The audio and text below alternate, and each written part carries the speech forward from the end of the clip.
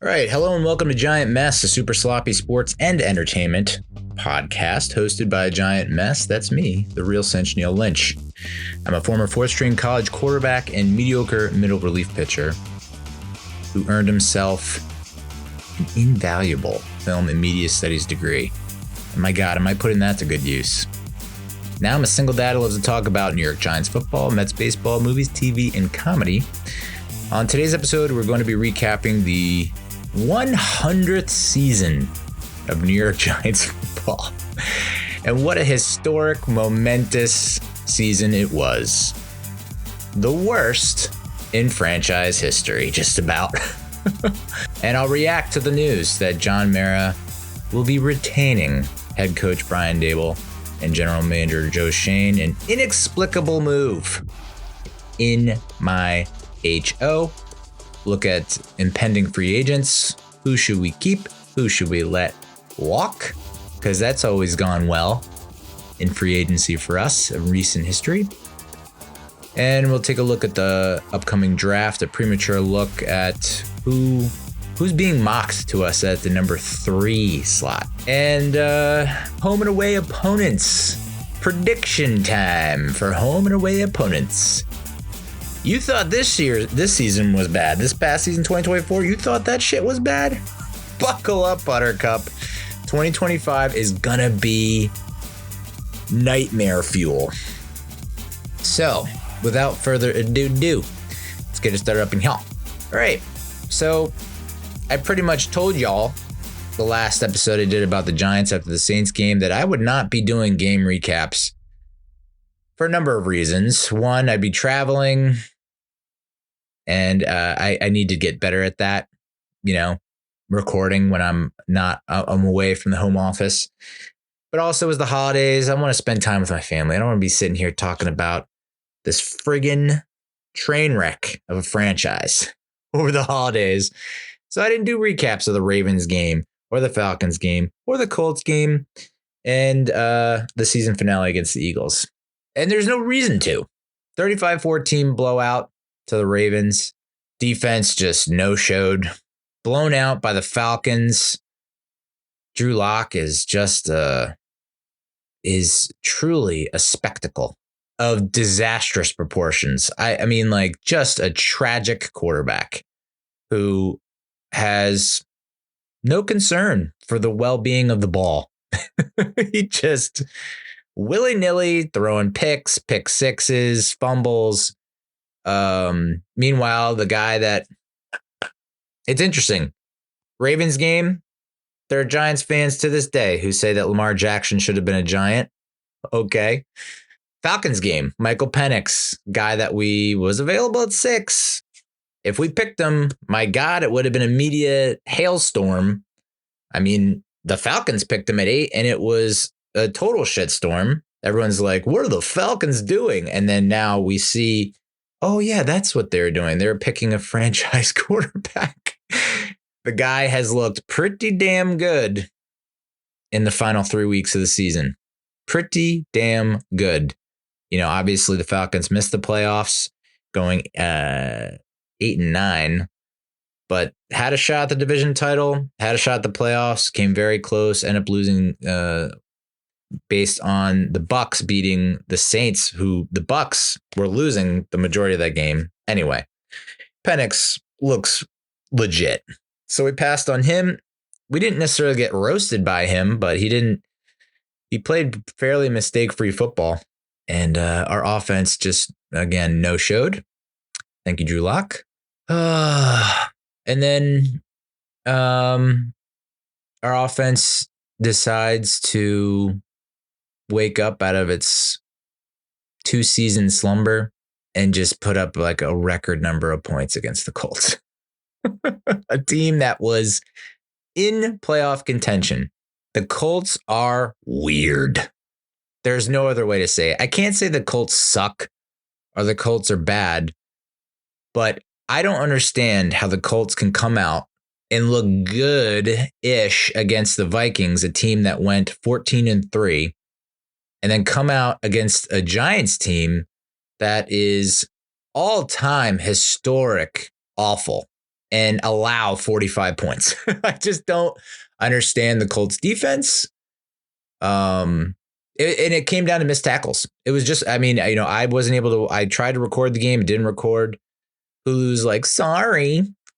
And then I ended up watching it on some illegal Russian website, the condensed version of the game. So I probably have so many viruses. And I'm probably getting hacked to death. But I don't give a shit. You can have my $5 worth of savings, life savings. Have at it, Hoss. Get yourself a nice candy bar. So I missed the game. And of course, I missed the one game where the offense looks good and is explosive and is putting up big plays. And then I watched the condensed version of the game and I'm like, oh no, it's just the Colts defense sucks. Like, cannot tackle. I can't tell you how many times it's like completion to Neighbors. I guess the Slayton one, you would say that is a great play by Slayton. And I will say it. Great play by Slayton. Weird touchdown celebration though, where he's like pushing his teammates away to go. I think he was going to go run it like a Colts defender or something. Very weird celebration. No one's talking about it. I'm talking about it. We should talk about it because I think that to me is, I know it's like you don't want to like hyper focus in on just one little instance of player behavior, but like that to me seems like he's done with the team. I don't know. But like Neighbors is a great player. He can make people miss, but like the Colts had 2 or 3 guys around him and they just missed. Meanwhile, our defense allowed 25 first downs, 446 total yards, but did get 3 turnovers. So, and that's mostly a product of Joe Flacco being immobile. Cannot move. He is statuesque back there, holding up that torch, Lady Liberty style. Can't scramble and can't make plays. To me, if Anthony Richardson is healthy and playing in that game, the Colts win. And now it comes out that Anthony Richardson has some kind of back issue that's going to be chronic. So that sucks for Indy. But I'd still rather be a fucking Colts fan at this point than a Giants fan, man. I really would, because the Colts, I know that they've been in this position before. But like the fact that they went 8-9, were in a position to make the playoffs until the final 2 weeks of the season. I mean, that's where we're at as a franchise now. We're envious of the Colts in the way that they're playing and performing. And I know Colts fans were like, burn everything to the ground after they lose to us. The NFL's one of the NFL's worst teams. Unfortunately, we're not, because we beat the Colts, but we were the worst team when we faced the Colts. So I get it, Colts fans. It's just like, I'm so sick of talking about tanking and rooting for tanking and draft picks. And we could have had the 1 pick, but now we have the 3 pick. And it's just like, it doesn't matter, folks. It doesn't matter. You look at a lot of the teams that continuously have top 5 picks, and what the fuck did they do with them? Nothing. I'm very happy for the Detroit Lions. The Detroit Lions had like 30 years of just not being able to put it together, go to the playoffs and win. 30 years. I can't imagine being a Lions fan and doing that, because at this point, it feels like the Giants are, we're now in, I know we did go to the playoffs and win once. We've been to the playoffs twice in the past, 12, 13 seasons. But the way that this organization is being run, it just feels so far off at this point that we're going to be competitive again. So far off. And we did get a nice kickoff return for a touchdown, 100 yards from Emir. So I guess that's cool and fun to watch. And it is fun to watch. Hey, I know we want to lose the game and we want to get the top draft pick, but it's still fun to watch your team play well, or at least have a highlight package. The highlight package is longer than like 2 minutes. So, of course I miss it because I had other shit going on. Thought I was recording and it wasn't. So super happy about that. And then the season finale, Eagles sit everyone, rest everyone. people are like, I mean, backups of backups playing for the Eagles, and Eagles fans are like, oh, well, you're finally going to beat us, against their backups. And Giants fans, I'm on plenty of text threads where it's like, you'd be surprised, guy. We're probably not going to win even against your backups. And lo and behold, we do not. We lose 20-13. Offense, it's interesting that this kind of felt like tanking. I don't know. You can't definitively, I guess, if you don't have a good radar, like I don't have a good radar for tanking, but like it definitely felt like a lot of the play calling. It's like we had this play calling against the Colts and it did well. And we put up a record number of points. We have not put up 45 points since, off the top of the dome, I'm going to say we put up 40 some odd against the Eagles in the 2012 regular season finale. We put up 50 something against the Saints at home in 2012. We put up 50 or 40 something against the Saints in 2015 and maybe 38 against the Colts in the 2022 finale. So we don't typically get in the 30s or the 40s. It's a modern friggin' miracle that we can get into 20 plus points with this offense and in quarterback guru Brian Daboll. So to score 45 points against the Colts and then to come out and score 13 against the backups, the Eagles backups and the backups. It's just like, okay. So part of it's like, all right, we wanted to get, Malik Neighbors, the single season record and all the rookie record stuff, which is great. And we want to make sure players are getting their incentives. But other than that, we're not actively trying to push the ball down the field or be explosive or do anything that would make you feel encouraged about this offense and Brian Daboll at all.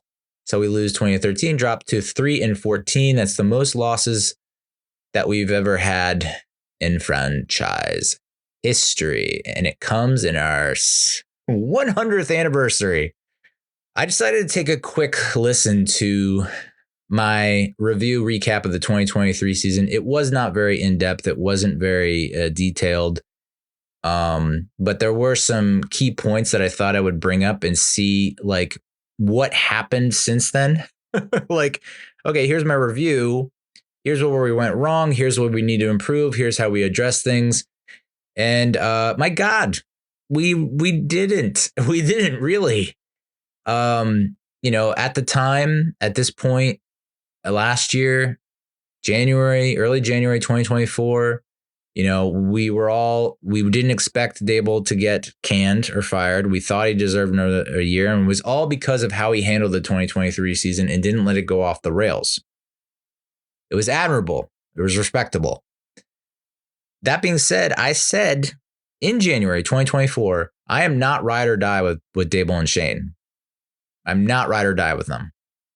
So it's like, I'm okay with them getting a third season, but I'm not ride or die with them.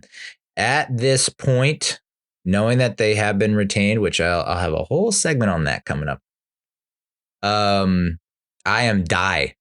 So there's ride or die. I am just die with Daboll and Schoen. Like I can't, what a stupid move for this franchise and this organization that is only going to set us back more years. So I was willing to give Daboll another shot. I figure, and it's all because of the quarterback position, right?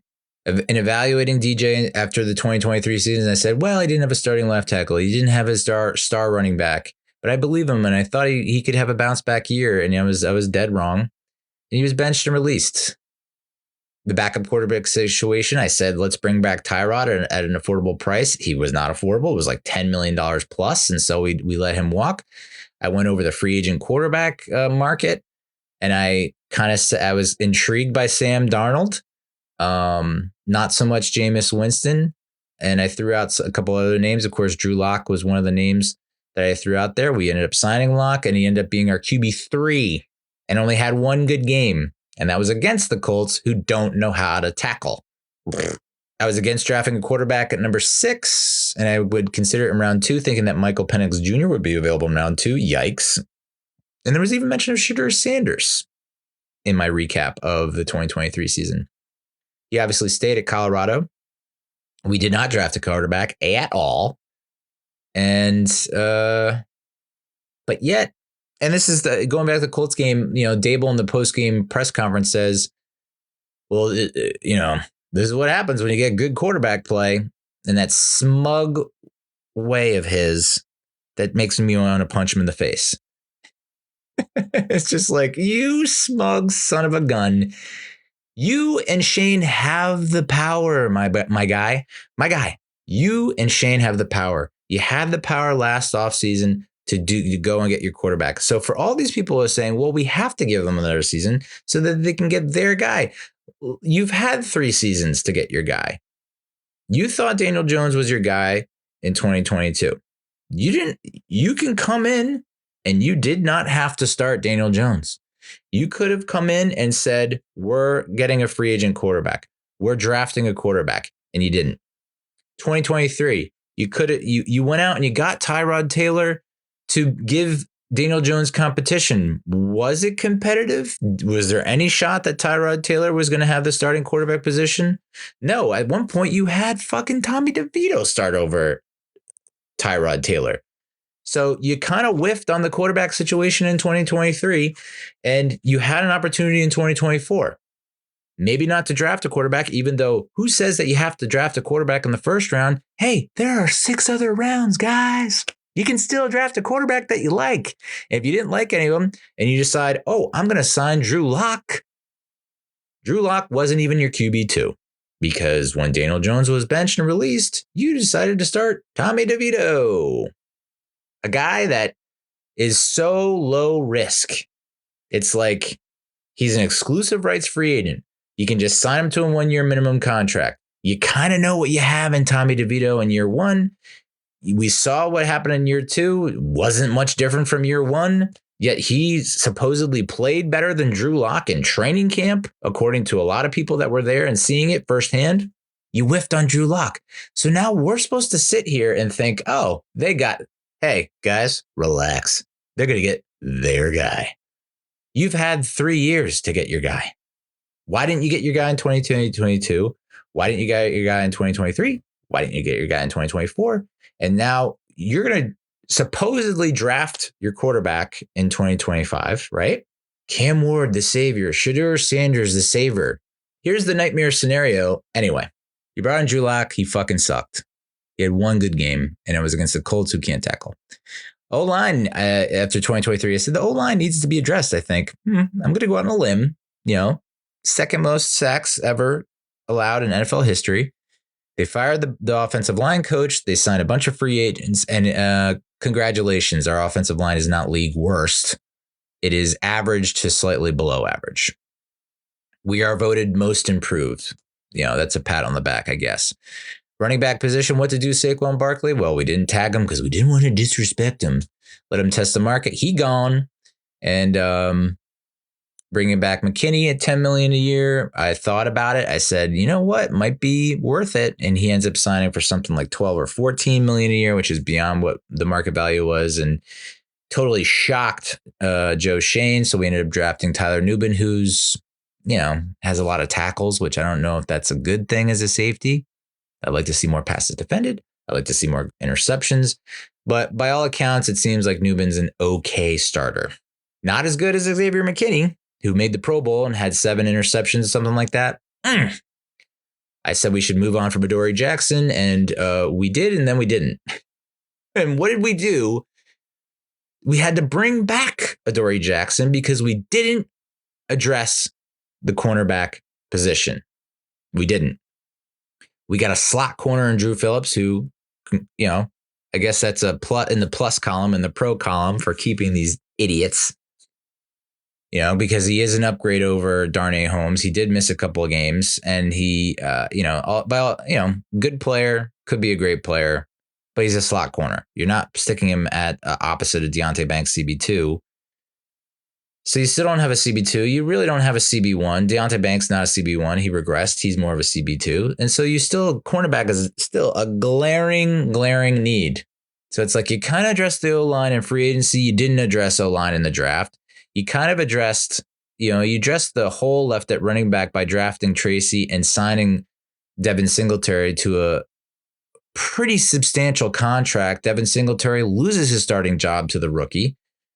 So, and then we were looking for a new defensive coordinator because Wink Martindale resigned or whatever, was fired, however you want to spin that. And you bring in Shane Bowen, who his defense is unremarkable. Didn't do a whole hell of a lot. So, I mean, you got a wide receiver one, which is what you were hoping for to help Daniel. Kind of help Daniel, but not really. You let your star running back go. You let your star safety go. You replace them with rookie year one starters that are okay to above average. Meh. Your quarterback situation is completely screwed. So, and even when the 2024 schedule came out, I had us down. I in real time, I was like, maybe 2 wins. 2 definitive guaranteed wins. We got 3. I eventually went up to 11 wins at one point because I was like, well, I don't know. I'm thinking about it. And I should have stuck with my gut instinct. 2 wins, I had us down. And realistically, if the Colts knew how to tackle, it would have been 2 wins. So we'll get to the 2025 home and away opponents. Whoa, dude. Whoa.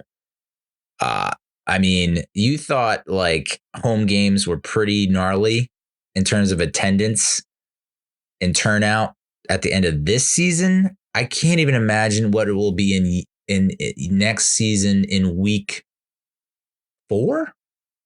I'll say before the first half of the season is up, you're going to see some really bad attendance at Giants games. Really bad attendance.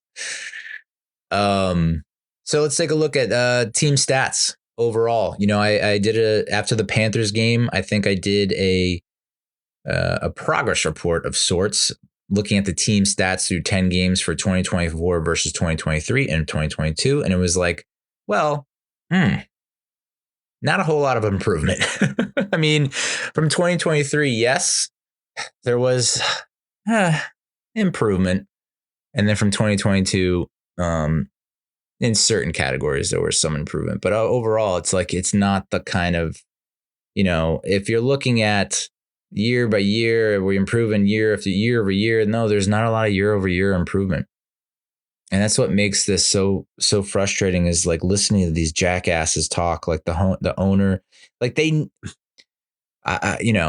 owners, the coach, the GM, they're all, the company line is like, yes, we're terrible. Yes, the record doesn't reflect our progress or improvement, but we believe in the plan. And it's just, and the fact that they cannot reveal the plan or they can't tell you what the plan is what is so frustrating about this. And it goes back to trust the process. And it's like, there's nothing to trust, man. There's nothing to trust, because we did trust the process after 2023. After last season, I think people were like, all right, I think we have the right coach. The fact that he didn't allow what happened to previous coaches to happen, like Daboll didn't allow it to go off the rails like McAdoo did or like Judge did.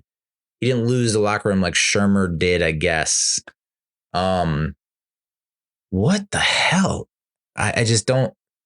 They see it somehow, and I guarantee, like if Daboll and Shane came in 2018 after McAdoo's let go, I don't think they're extended and retained. It's literally the only reason that they've been retained is because that Mara has, quote unquote, prematurely pulled the plug on McAdoo, Shermer, and Judge. Which, I mean, what was pointing to, and didn't move on from Gettleman. I mean, that one is valid. Like he should have moved on from Gettleman. 100%, he should have moved on from Gettleman. What's so weird about saying that is the only players who are worth a damn are Gettleman guys. It's like Dexter Lawrence, Andrew Thomas, Malik Neighbors, Pro Bowl alternate, Brian Burns, Pro Bowl alternate. Those are both Shane guys. But 2022 draft and free agency, 2023 draft and free agency. Bobby Okereke was a Pro Bowl snub, I felt like last season. But it's like there's not a ton of Pro Bowlers that this dude that Shane is responsible for. So I don't know. Let's get into the recap by team stats. We'll start with the offense. 12th in accepted penalties, 12th in most turnovers, 12th in interceptions, and 11th most fumbles lost. So you can say that the quarterback is the reason. The quarterback position is the reason why we are where we are. It's not Brian Daboll's fault. It's the quarterback. Look who he has to work with. And it's like, I mean, I don't know. To me, if you're a quarterback guru, quote unquote, like Kevin O'Connell, that's a QB whisperer. That's a guy who can take a quarterback who is, if you're at the NFL level, he can take that quarterback and he can elevate you. Brian Daboll has been. What have you seen that has made you think that he's elevated quarterbacks? You're gonna give all of Tommy DeVito's success. You're gonna attribute that to Brian Daboll. Tyrod Taylor's success. You're gonna attribute it to Brian Daboll. What about Daniel Jones' regression? What about the fact that Drew Lock, coming off a pretty decent season with the Seahawks in which he beat the friggin' Eagles, comes here and he just shits the bed? And so if you're saying the quarterback away, fine. Penalties, not all those penalties are on the quarterback. Fumbles lost, a lot of that has to go with ball security, which, I mean, like Tyrone Tracy Jr., it's like wild that he still has a fumble issue that has to be a top priority in the offseason. Why weren't you working on that during the season? Why isn't it like resonating and getting traction? The penalties, man. Why are there so many penalties? Illegal shift, illegal motion, penalties that are just like understandable in the first part of the season, maybe, but in the second half of the season, why is that still happening? Illegal shift, illegal motion, illegal formation. Like, it's just like, this is like basic shit. 6th lowest third down percentage, tied for the 4th fewest first downs, the 3rd fewest total yards gained and yards per play at 4.7 yards per play. 2nd fewest total points scored. 2nd to last in scoring percentage at 27.9%. That means that 27.9% of drives are ending in an offensive score. And they were 2nd to last in expected points contributed overall, minus 82.92. But this guy he's playing. Brian Daboll's calling the plays. He's a QB guru. So you're telling me that like everything else is kosher on the offense? Like everything else is working except the quarterback? I just don't buy that. 2nd fewest total touchdowns scored, 0 fourth quarters comebacks, and 0 game-winning drives. No other team had that stat. I looked at it. It was like, wow, we didn't have 1 fourth quarter comeback. We didn't have 1 game-winning drive. Passing offense tied for the 7th most sacks allowed. Now, sacks allowed, there's now this narrative that it's not always on the, John Gruden has said it, that sacks is a deceptive stat because it's not really reflective or resembles of emblematic of the offensive line's performance, because he puts it on the quarterback. The quarterback could be running it, scrambling into sacks, running into sacks, allowing sacks to happen, not getting rid of the ball, blah, blah, blah. We saw that a lot with Tommy DeVito. But we also had Tyrod Taylor and Daniel Jones, who are pretty well, usually better. I mean, Daniel Jones not this season in particular, but at least Tyrod Taylor was a guy that could get away from the rush or at least throw the ball away. So the fact that we upgraded our offensive line, most improved, congratulations, here's your friggin' blue ribbon. And we're still tied for 7th most sacks allowed. Like, yeah, I guess that, I mean, again, Tommy DeVito, 2 starts getting sacked like crazy. Drew Lock unable to avoid the rush, unable to get rid of the ball. Daniel Jones running into sacks. So is it an offensive line issue? Is it a quarterback issue? It's both, really. I mean, we had 10 different offensive line combinations after the Eagles game.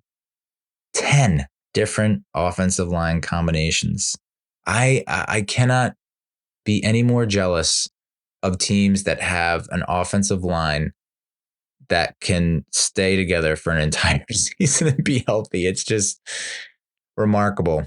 And even and so we talk about injuries and my guess is that when Daboll and Schoen go to Mara and they had their conversation on Friday afternoon before the Eagles game, that they're just saying, oh, injuries, Andrew Thomas injured, Runyon injured. And it's just like, okay. A lot of these injuries came after we were eliminated from the playoffs. So I don't think you can really use injuries as your excuse anymore. But yeah, I mean, we're rolling out guys like Hubbard, Tyree Phillips, Stinney, Kubas. It's just, So yeah, okay, we get a better quarterback like a Cam Ward or Shedeur Sanders. Will they be able to evade the rush and lower that number? Sure. But you still have to it's not like the offensive line is fixed. You absolutely 1,000% need to have an insurance policy for Andrew Thomas. You can no longer go in if they go into this goddamn season in 2025 without addressing offensive tackle. You don't need to tune in. You don't need to tune in because Andrew Thomas can't. He's plan A. Your plan B for 2022 sucked. Your plan B for 2023 sucked. Your plan B for 2024 sucked. Is Illuminor your plan B? Evan Neal is not your plan C. Plan B, plan C, what is the plan? If the plan, Mara, I don't know. John Mara has to question Joe Schoen about how he's addressed the offensive line. He has to say, you didn't draft anyone. Why didn't you draft anyone? Josh Azudu stinks. Marcus McKeithen not on the team. John Michael Schmidt's not great. Why aren't you drafting offensive linemen? It's great that you put a Band-Aid on it and free agency, but those contracts are up next year and the year after. What is your plan for this season, next season, and the following season to address the goddamn offensive line? Because they're just going to keep doing this, Mr. Mara. Every time Andrew Thomas goes down for the season, they'll be like, well, there goes the neighborhood. And it's like, no. Look at the Chiefs. Look at the Bengals. Look at every other playoff team that has lost offensive linemen and still is able to operate and perform and play well and win. It's just unreal, man. Unreal. 5th fewest passing yards, despite having the 9th most attempts. 3rd lowest net yards per pass attempt and 3rd lowest QB rating. 13 of the top 14 teams by QB rating are in the playoffs. The only 2 teams not amongst that list are the Chiefs and Texans, if you can believe that. Yes, Patrick Mahomes and CJ Stroud. So, yes, we do need a quarterback. Is the quarterback gonna be Shedeur Sanders or Cam Ward? And that's the guy that's gonna, I'm not arguing that Shedeur Sanders or Cam Ward aren't better than Drew Lock and Tommy DeVito. That's not my argument. My argument is you're going to spend top draft capital on a guy that will be maybe an average quarterback. It's just not a franchise quarterback that is going to take you to the playoffs and take you to the Super Bowl. So it's instead of going 3-14 or 4-13 or 6-11, we go 7-10. I just don't think you're gonna get and is that why are it's so frustrating. Passing offense had -50 expected points contributed. We had the fewest receiving touchdowns, and we were dead last in passing touchdowns and touchdown percentage, yards per completion, and red zone percentage. So for as much as Daniel Jones sucks, or everyone claims he sucks, and sure, he sucks, how come we got him? How come we were winning in 2022 and scoring in the red zone in 2022? Why was that happening? And it didn't happen in 2023 and 2024. Why? Who's calling plays? So that's passing offense was dreadful. The rushing offense was below average. It wasn't the worst. We were 18th or lower, 18th or lower in pretty much all rushing categories. We had the ninth most total fumbles, minus 8.4 expected points contributed. And, we kind of gave up on the run a lot, I thought, throughout most of the season. And has to go with the fact that we got down. We get down multiple scores. We feel like we have to throw every down, and so we can't run. In the games where it was close and we're able to stick with the run, you could see that it actually performs well and does well. So that's a combination of not capitalizing on third down and getting third downs and converting third downs, getting into the red zone, and your defense not being able to keep it close, I guess. I don't know. So that's the offense. Defense, 10th in missed tackles. So that's a big issue. I don't know how they're addressing it. I mean, you watch Deonte Banks go for a tackle, and it's like it's like watching Deion Sanders in a contract year. Like, he's just, no, thank you, sir. And yet, but Deonte Banks is not Deion Sanders. So that's the part that sucks. It's like, you can do that kind of shit if you're getting passes defended and you're intercepting balls, and like they can't throw on you and you're Pro Bowl. You can't really do it when you're like, I don't know, middle of the pack or worse in terms of your rankings. Ninth, guess who's number one in missed tackles? The Indianapolis Colts. Oh boy. God damn you, Colts. The defense ranked ninth in the most total yards allowed, ninth lowest expected points contributed, eighth highest yards per play. The Rams and Lions actually allowed higher, but yet they have explosive offenses that can put up a ton of points. So it's like they can get away with it. Also, the Lions, and I guess the Rams, have had a ridiculous rash of injuries. Weird that we can use injuries as an excuse for so many losses and the Lions and Rams can't. Their defense had the fifth fewest takeaways, the fifth lowest turnover percentage, and they were tied for, but yet, despite all that, this is the stat that just really, it just throws me for a loop. We were tied for the third most tackles for loss. I don't get it. And I'm not going to try and get it. I'm not even going to try and think about it. Our passing defense, sixth lowest expected points contributed. And here's another stat that's kind of an eye opener. Kind of like, whoa, that goes against the narrative. 10th in blitz percentage, 25.3%. Now, I'd love to see how that percentage, a game by game percentage, because I feel like once it feels like we didn't really do it a ton in the first half of the season. Then once like the playoffs were out of the possibility, we were eliminated from playoff contention. It feels like someone went to Bo and was like, you know what? Who gives a shit? Just blitz.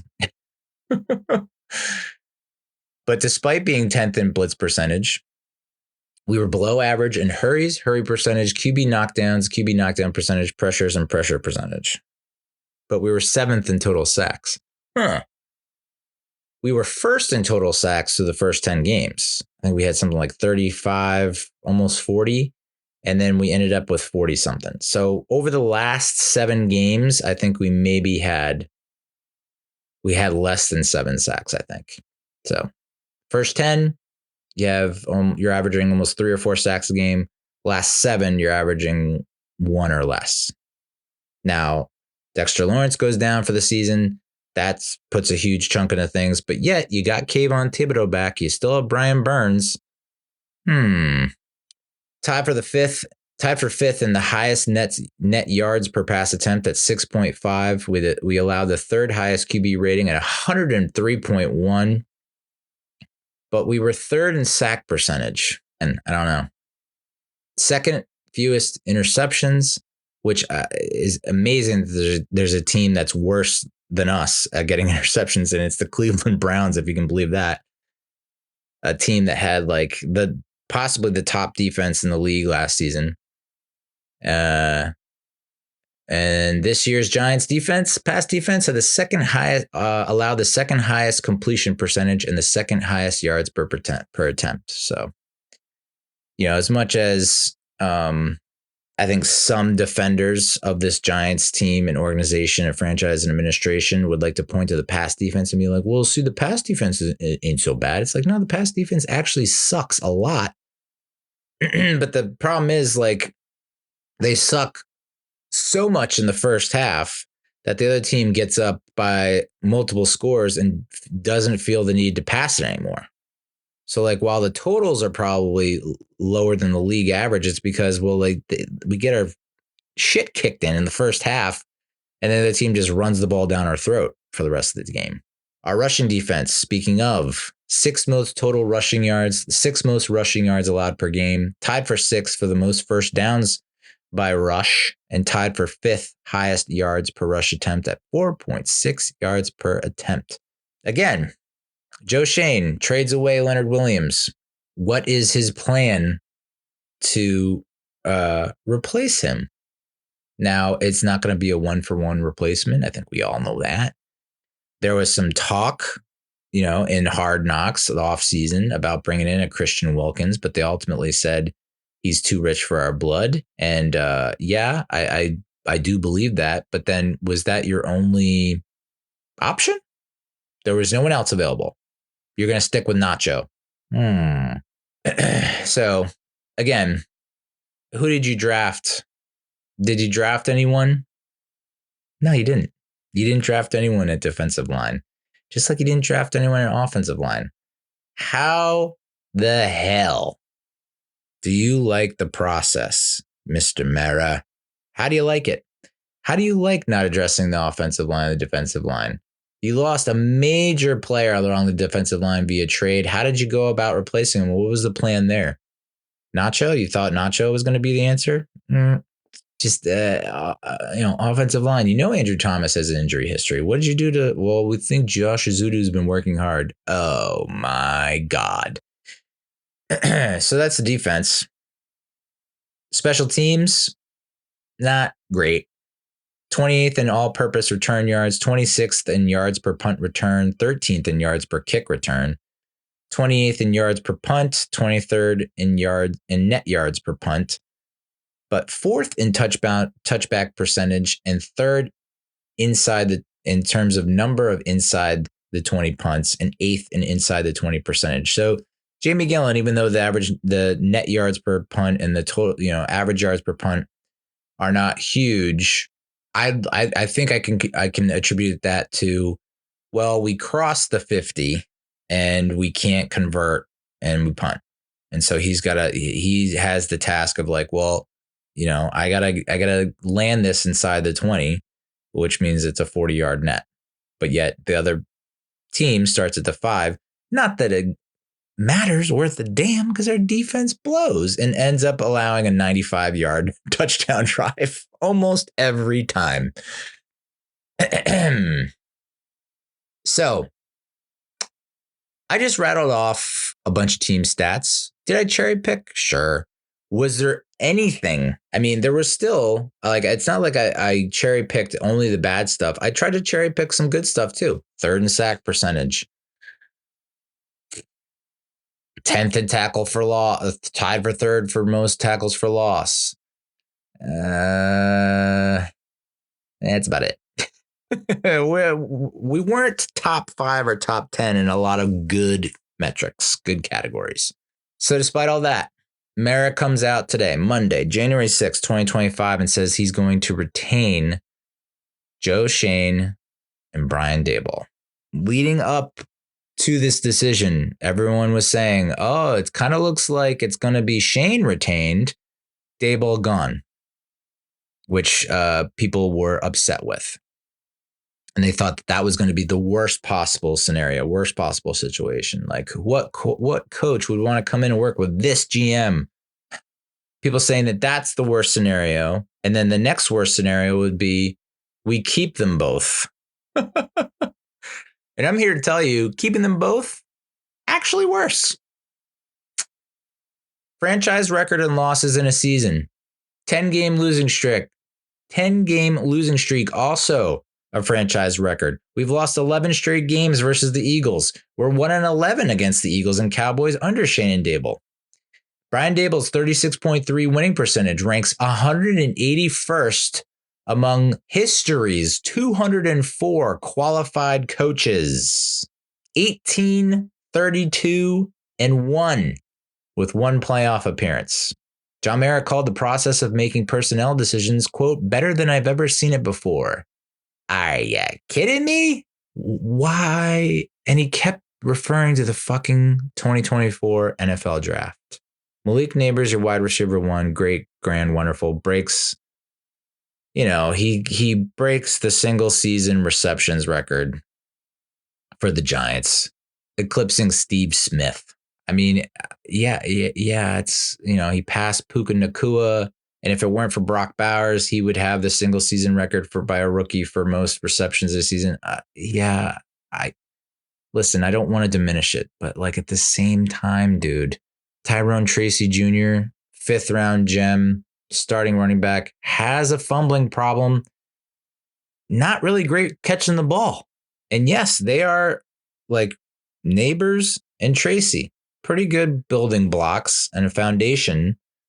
And the first rookie duo to have 1,000 yards scrimmage.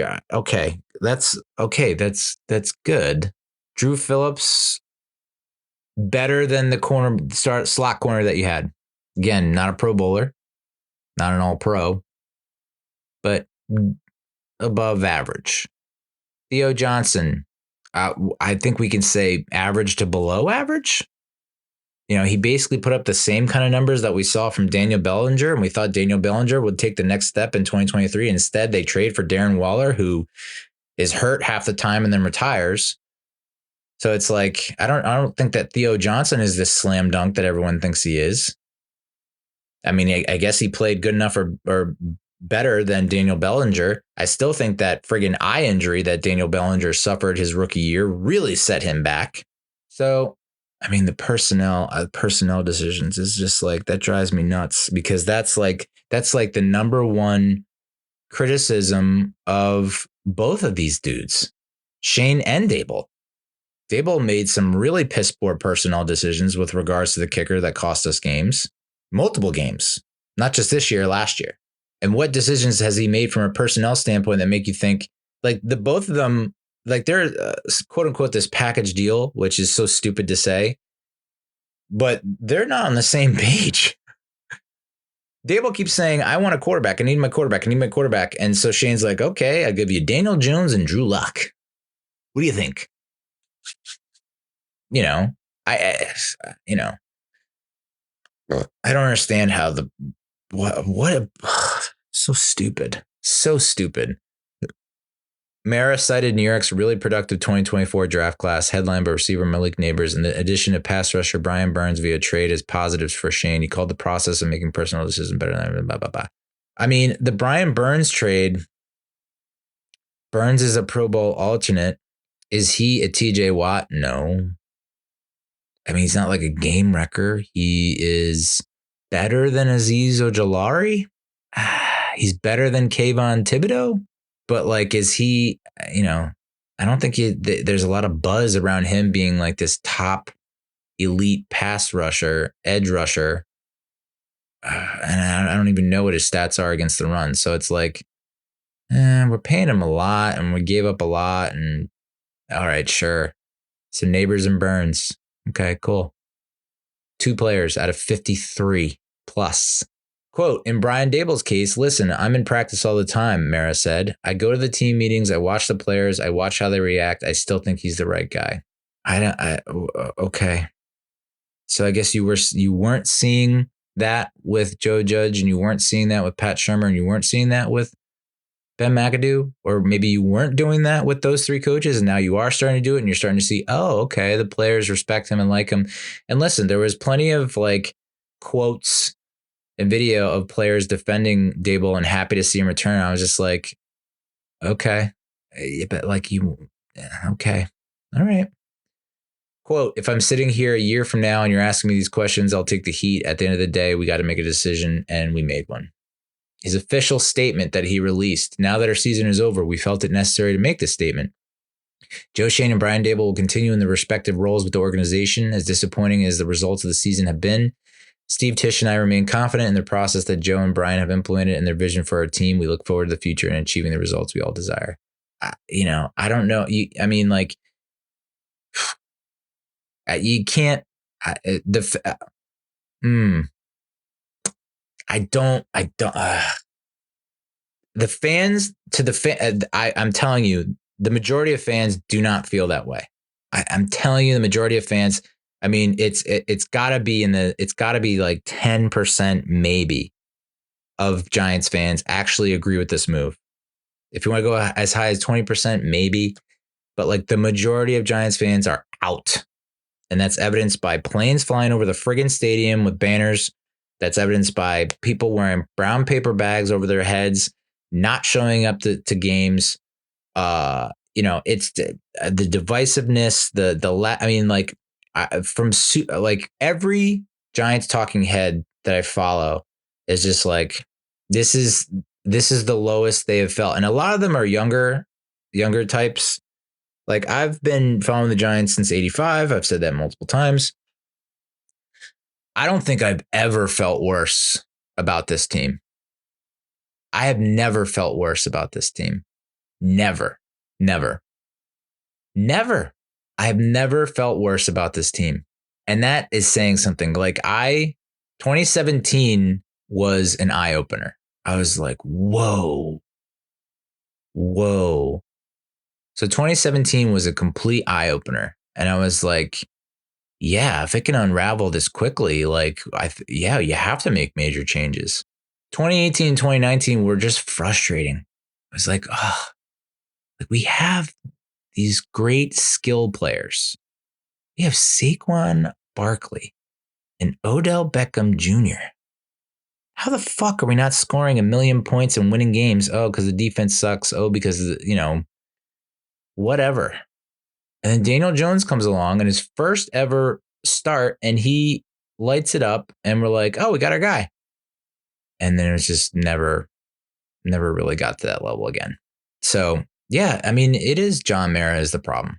And there's no real solution there. I don't know how you force an owner, such a wealthy owner, to sell. I really don't. What kind of pressure you have to apply? It's literally not going to games.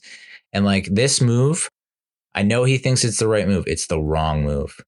Because if you go, I mean, we're going to get to the opponents in a little bit, but if you go 0-2, you go 1-7, 2-7, 1-8, 2-8 again, you're going to keep them again? Like, what is the plan? So the plan is keep them, but like, if you don't, boy, it's just like incompetence, ineptitude. Honest to God, Mara is admitting if he hadn't done what he did to McAdoo, Shermer, and Judge, he wouldn't. It's like he's saying that if what happened with them didn't happen, Shane and Daboll wouldn't be retained. There's been too much churn, too much turnover. So it's like, yeah, but now you're making the other mistake. Like you made a wrong decision. You made a decision. It didn't work out. And so you're not going to make the decision to move on because you don't want to have to find another coach and GM. It's like, sure, you want me to sit here and say that, like, first of all, I don't know what the process is because I'm not in the building. But from what everyone's saying, it's like, yeah, the process is better than it was with Gettleman. Okay. Gettleman's a relic, a dinosaur. Everything needed upgrading. Great. They upgraded it. So now just find someone else to do it better. It's like you've seen, okay, they do the process, quote unquote, better, but it's not getting the results in the field. So it's like it's an improved process, but not getting results in the field. So it's like, okay, well, whoever you bring in next, make sure it's more like Shane and less like Gettleman, more like Daboll, less like fucking Judge. I don't know. I like this idea. And that's basically what he's saying is, there's no upgrade. I mean, the minute you're eliminated from playoff contention, you're telling me that he is not, like, is he not? This is where it gets really frustrating, upsetting as a fan, someone who's so far on the outside of things. We're on the fringe. Most fans are just so removed from everything that's going on in that building. It's like they all know they suck, but there's no other than a quarterback. It's just like, we know we suck. Okay. But we believe in the plan. Okay. But what's the plan again? What the hell is the goddamn plan? The plan is to get a quarterback. Okay. And then you get the quarterback and you still suck. What's your plan then? Like, is the plan just to get a quarterback? That's where I get really, it's like, that's the final piece of the puzzle. No, because the defense still smells and the special team you still have a kicker issue. And, it's like, there's so many other chips that have to fall in the line. So it's like, you liked what Schoen and Daboll did after the 2022 season, is what you're saying. So if you take away the Brian Burns trade and you take away this draft class, there is no argument, right? You would move on from them. But because they traded for a pass rusher and edge rush that's like better than what we had, which wasn't great, and because you got a couple players that, I mean, and like legitimately, that's what the draft should be. Like if Daboll, if Schoen had done in 2022 and 2023 what he did in 2024, we're not in this position. We're not having this conversation. So this is what I'm getting at. You trust the process. We go through free agency and the draft. You're banking on Schoen coming up big, having another solid draft. And I mean, I guess another solid free agency. The free agency that he had last year was like, okay. So if Schoen repeats what he did in the 2024 draft and 2024 free agency in 2025, and we come out and we win 6 games, you lose, you have double-digit losses again. That's where it gets really dicey for me. It's like, so because we won, is it going to say, well, we won more games than we did in 2024? Well, you won 3 games. That's like not that hard to win more than 3 games in the friggin' NFL. That's where I'm just, you lost me. Because it extends far beyond quarterback, and they've now had 3 years to get it right and be better. And it's like, and they're basically throwing out the records. They're basically saying the records don't mean anything. Why the fuck are we playing the game? If records don't matter, if winning doesn't matter, why are we playing the game? Oh, because they have a good process. Oh, okay. Well, hang that banner. Cannot wait to hang that banner at the home opener in 2025. Best process in franchise history. GFY, dude. There's no upgrade.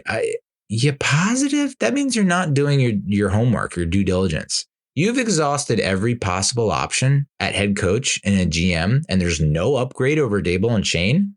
No, I don't trust the process. Why the fuck would I trust the process? It'd be one thing if it's like, no. Daboll took away play calling duties from Mike Kafka. He reportedly did this a few times in 2023 amidst the struggles, and he was the full-time play caller in 2024. The offense was worse, scoring just 16 points per game, 13.7 points per game, and 8 home contests. This is before the Colts game. 1-8, we finished in front of MetLife Stadium. At MetLife Stadium, 1-8. And you want to me the epitome of the Daboll Schoen regime era with the New York Giants. This era in our franchise, you want like the shining beacon symbol of this frickin' regime. Wan'Dale Robinson had 93 catches this year. Oh, that's 5th all time in franchise history for single season receptions. Wow. And he had 699 yards. on 93 catches, which puts him at 77th among single seasons in franchise history. As a reminder, he is not a running back. He is a wide receiver. 77th. His 699 receiving yards in 2024 are... What kind of company is he amongst in franchise history among single season receiving yards? Joe Juravicius in 2001. In that season, Joe Juravicius had 51 receptions, almost half of what Wan'Dale Robinson caught in 2024. Zeke Mowat in 1984 had 698 yards on 48 catches. Thomas Lewis in 1996 had 694 yards on 53 catches. Mark Jackson in 1993 had 708 yards on 58 grabs. Ike Hilliard in 1998 had 715 yards on 51 catches. I mean, you look at like the other players that had that amount of yards in a single season, not one of them had more than 58 catches. Wan'Dale Robinson had 93 catches. What the fuck are we doing with Wan'Dale Robinson on this roster? That was a second round pick. What are we doing? I mean, you look at like his yards per reception is 7.5. Every other receiver in a single season in Giants franchise history has at least 12 yards per reception. All those names I mentioned, Hilliard, Schnelker, Gene Roberts, Homer Jones, Mark Jackson, Joe Juravicius, Zeke Mowat, and Thomas Lewis all had at least 12.2 yards per reception. Wan'Dale had 7.5 yards per reception. He was 147th in franchise history in yards per game, and he was 310th in yards per target. 5 yards per target. And I had a guy coming at me in my comments on one of my YouTube videos that Wan'Dale Robinson is the future. And I said, man, I miss having a guy like Plaxico Burress, a guy who owned the Philadelphia Eagles, owned the Eagles. Explosive playmaker, dominant. And he goes, oh, that's a different generation. It's not today's generation of football. Wan'Dale's the future. And I'm thinking to myself, the guy who catches a ball 2 yards down the field and takes it an additional 3 yards, that's the explosive, game-changing playmaker that is our future. Opt out, unsubscribe, unfollow, block, and mute. Are you kidding me? I don't think he was serious. He's like, just need a quarterback with a combination of Neighbors, Robinson, and Theo Johnson. He'll be in good hands. And I'm just saying to myself, what? Why would you say that? Neighbors, I get, man. All we need is another wide receiver to pose some kind of threat. Because whatever the hell they were doing with Darius Slayton, ain't it, Hoss? Which is sad because I just like Slayton has so much. I guarantee Slayton goes somewhere else and he puts up 1,000 yards. I guarantee it. So yeah, but Wan'Dale Robinson is if you want the face of the Daboll, Schoen era and regime, it's Wan'Dale frickin' Robinson. Wan'Dale had 93 catches. I mean, literally anyone can do. Like, if that's your game plan, anyone can do it. Just throw fucking bubble screens and wide receiver screens and flat patterns every single goddamn play. Yeah, you'll complete it for 3 yards. Daboll's offenses have been top 20 in points per game just 3 times in 11 seasons when he has been either the coordinator or head coach. But, he's responsible for Josh Allen's development, sure. Daniel Jones played some of the worst football of his career over the past 2 seasons, and we're minus 99 in point differential, the second worst in the NFC and 6th worst in the league. One NFL personnel executive estimated it will take 2 to 3 years to build them into a contending team. Oh my God. That's going to be a fun 2 to 3 years. Brad Holmes took over the Lions in 2021. They were in the NFC Championship by year 3 and are favorites to win the Super Bowl this season. And I really hope they do. I am all in on the Lions. 1,000,000%. I want them to win the Super Bowl. A very close second would be the Bills. Per the Elias Sports Bureau, the Giants are the 13th youngest roster. So I don't know that you can really use youth as a reason for why we're losing. Oh, they're so young. It's like, I don't know. They're kind of middle of the pack. The team is projected to be $10.7 million over the team was projected to be $10.7 million over the cap when Joe Schoen was hired. Okay, so he came into a very bad position. And hey, listen, it's not all bad. It's not all negative with Joe Schoen and Brian Daboll. They've done some good things. I'm not here to argue that. I'm saying they're not doing enough good things. And I don't see us getting to a place like where we're back in the playoffs, much less the Super Bowl. It's just no, dude. So Joe Schoen set out to shed $40 million from the cap to get the books in order, and that compromised his ability to build the roster.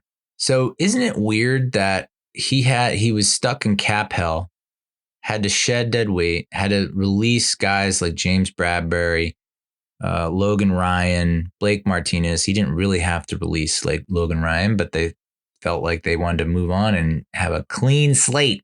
How ironic. They didn't think there was a quarterback worth picking in 2022. Declined Jones' 5th-year option. Signed him to a massive contract. Didn't retain McKinney, Love. Extended Thomas and Lawrence. Let Evan Engram go. He's putting up good numbers with Jags. Let Will Hernandez walk. Did okay with the Cardinals. Bradbury goes on to play like a second-team All-Pro with the Eagles. Logan Ryan didn't really do much, and Blake Martinez didn't really do much. So I don't know that. And Kyle Rudolph was released, which is a good move. So it's like personnel-wise, he was handed a really junk situation, and I think he did fine with it. But like, what has he done since then? No notable trades, no notable extensions after that. Coming in before that 2022 season, he signs Glowinski, Feliciano, Taylor, and James. None of those players are with the team anymore. Glowinski and Feliciano burned out after the first year. Taylor gone after 2 years. James gone after 1 year. I know he had limited cap space, so he couldn't do much. His notable draft picks were Kayvon, Evan Neal, Wandale, Josh Azudu, Cordell Flott, Bellinger, McFadden. Of those, you got to think that McFadden, Thibodeau are your top standouts from that draft. Again, Wandale is maybe a number 4 receiver. Maybe.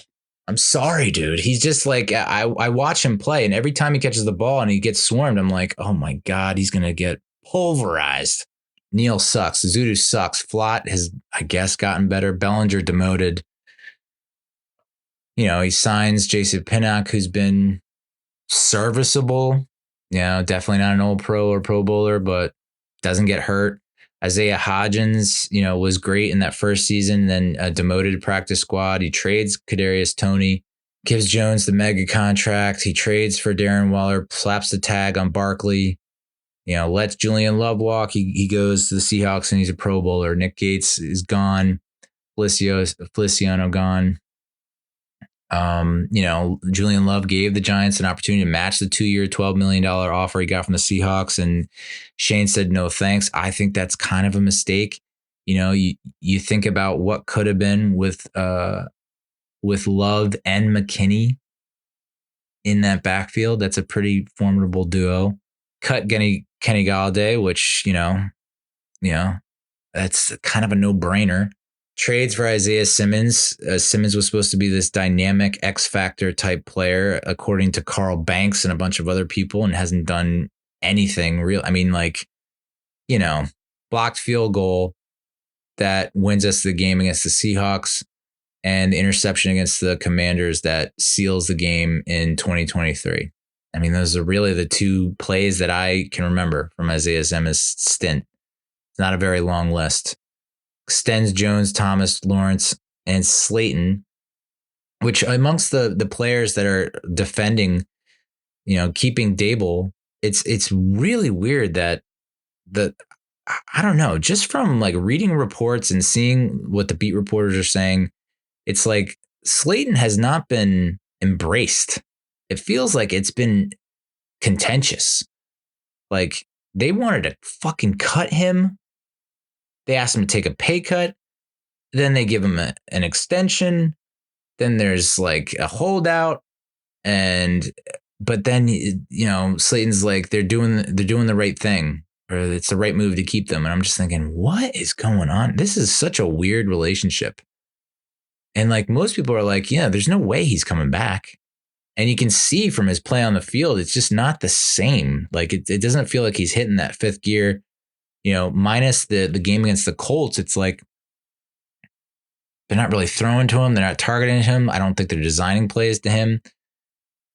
So yeah, I don't know. Again, that's not a Shane guy. He did sign Okereke, who had the great first season, should have been a Pro Bowler, but then massive step back in year 2. Paris Campbell, healthy scratch. Nacho sucks. A'Shawn Robinson let him walk, which is wild considering, how A'Shawn played down the stretch when Leonard was gone after he was traded. And then to not even replace A'Shawn, it's just Elijah Chapman and Jordan Riley. That's what your plan was. And then you had to go out and pick Armon Watts off the pile. Deonta Banks, not a CB1. John Michael Schmitz, average to below average center starter. Jalen Hyatt doesn't see the field. You let Barkley walk, let McKinney walk. Ben Bredesen, which I know that's not like a major name, but like depth piece. Tyrod Taylor, too expensive. You cut Glowinski. Waller retires. You trade for Burns. No notable extensions. You sign Runyon, Illuminor, Motor, Locke, and Van Roten. Van Roten is like a late signing because everything goes to shit. Neal's hurt, and the guy that you also brought in, Stinney, stinks. And then you have to cut Daniel Jones. So, I mean, Okereke, Burns, 2024 draft class. It's like people say that they like what Shane's done with the trades. Okay. It's just, I don't know. I'm an impatient person and I need to be more patient. But the patience, I don't understand how Mara has any more patience for this shit. I don't understand it. And it's only because he feels like he's been impatient with previous regimes. And it's like, I think he was justified in letting Judge go.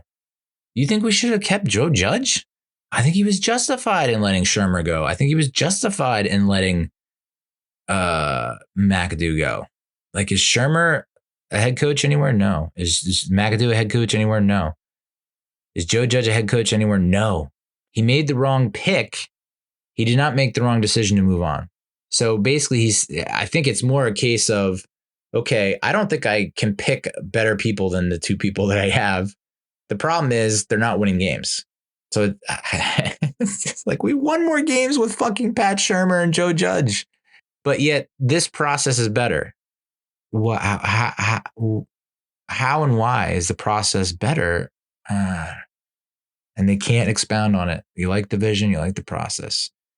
Well, we're going to find out because you really do. I mean, like, I feel like you really do have to blow it up if you have another horrible double-digit losing season in 2025. You're going to give them another year after that? And then it's another double-digit loss? I mean, like, you want to talk about losing fans? I don't know, man. There was an interesting, I think this is Dan Duggan of The Athletic. He took a look at like the 2021 Giants versus the 2024 Giants starters. 2021, obviously, when, we went 4-13, Joe Judge's last season. And then this season, looking at the starters versus these starters, quarterbacks like a wash. Running back, is Tyrone Tracy Jr. as good as Saquon Barkley? I tell you, man, hard to say that Tracy is better than Barkley. Hard to say that. Malik Neighbors is better than Kenny Galladay. Darius Slayton is the same as Darius Slayton. Although I would argue that Darius Slayton has somehow gotten worse under Brian Daboll. Wan'Dale Robinson, I mean, is he better than Sterling Shepard? I guess he doesn't get as hurt as much. Theo Johnson, is he a better tight end than Evan Ingram? Andrew Thomas is Andrew Thomas. Is John Runyon better than Shane Lemieux? Yeah. John Michael Schmidt's better than Nick Gates in 2021? Debatable. Greg Van Roten, GVR, is he better than Will Hernandez? And Jermaine or Luminor, is he better than Nate Solder? Yes. So we talk about progress, improvement. Are we getting better? Are we seeing and that's where it's like, okay, it's obvious that Mara has decided he's not going to look at the record. No one's looking at the record. No one cares about how many losses we have.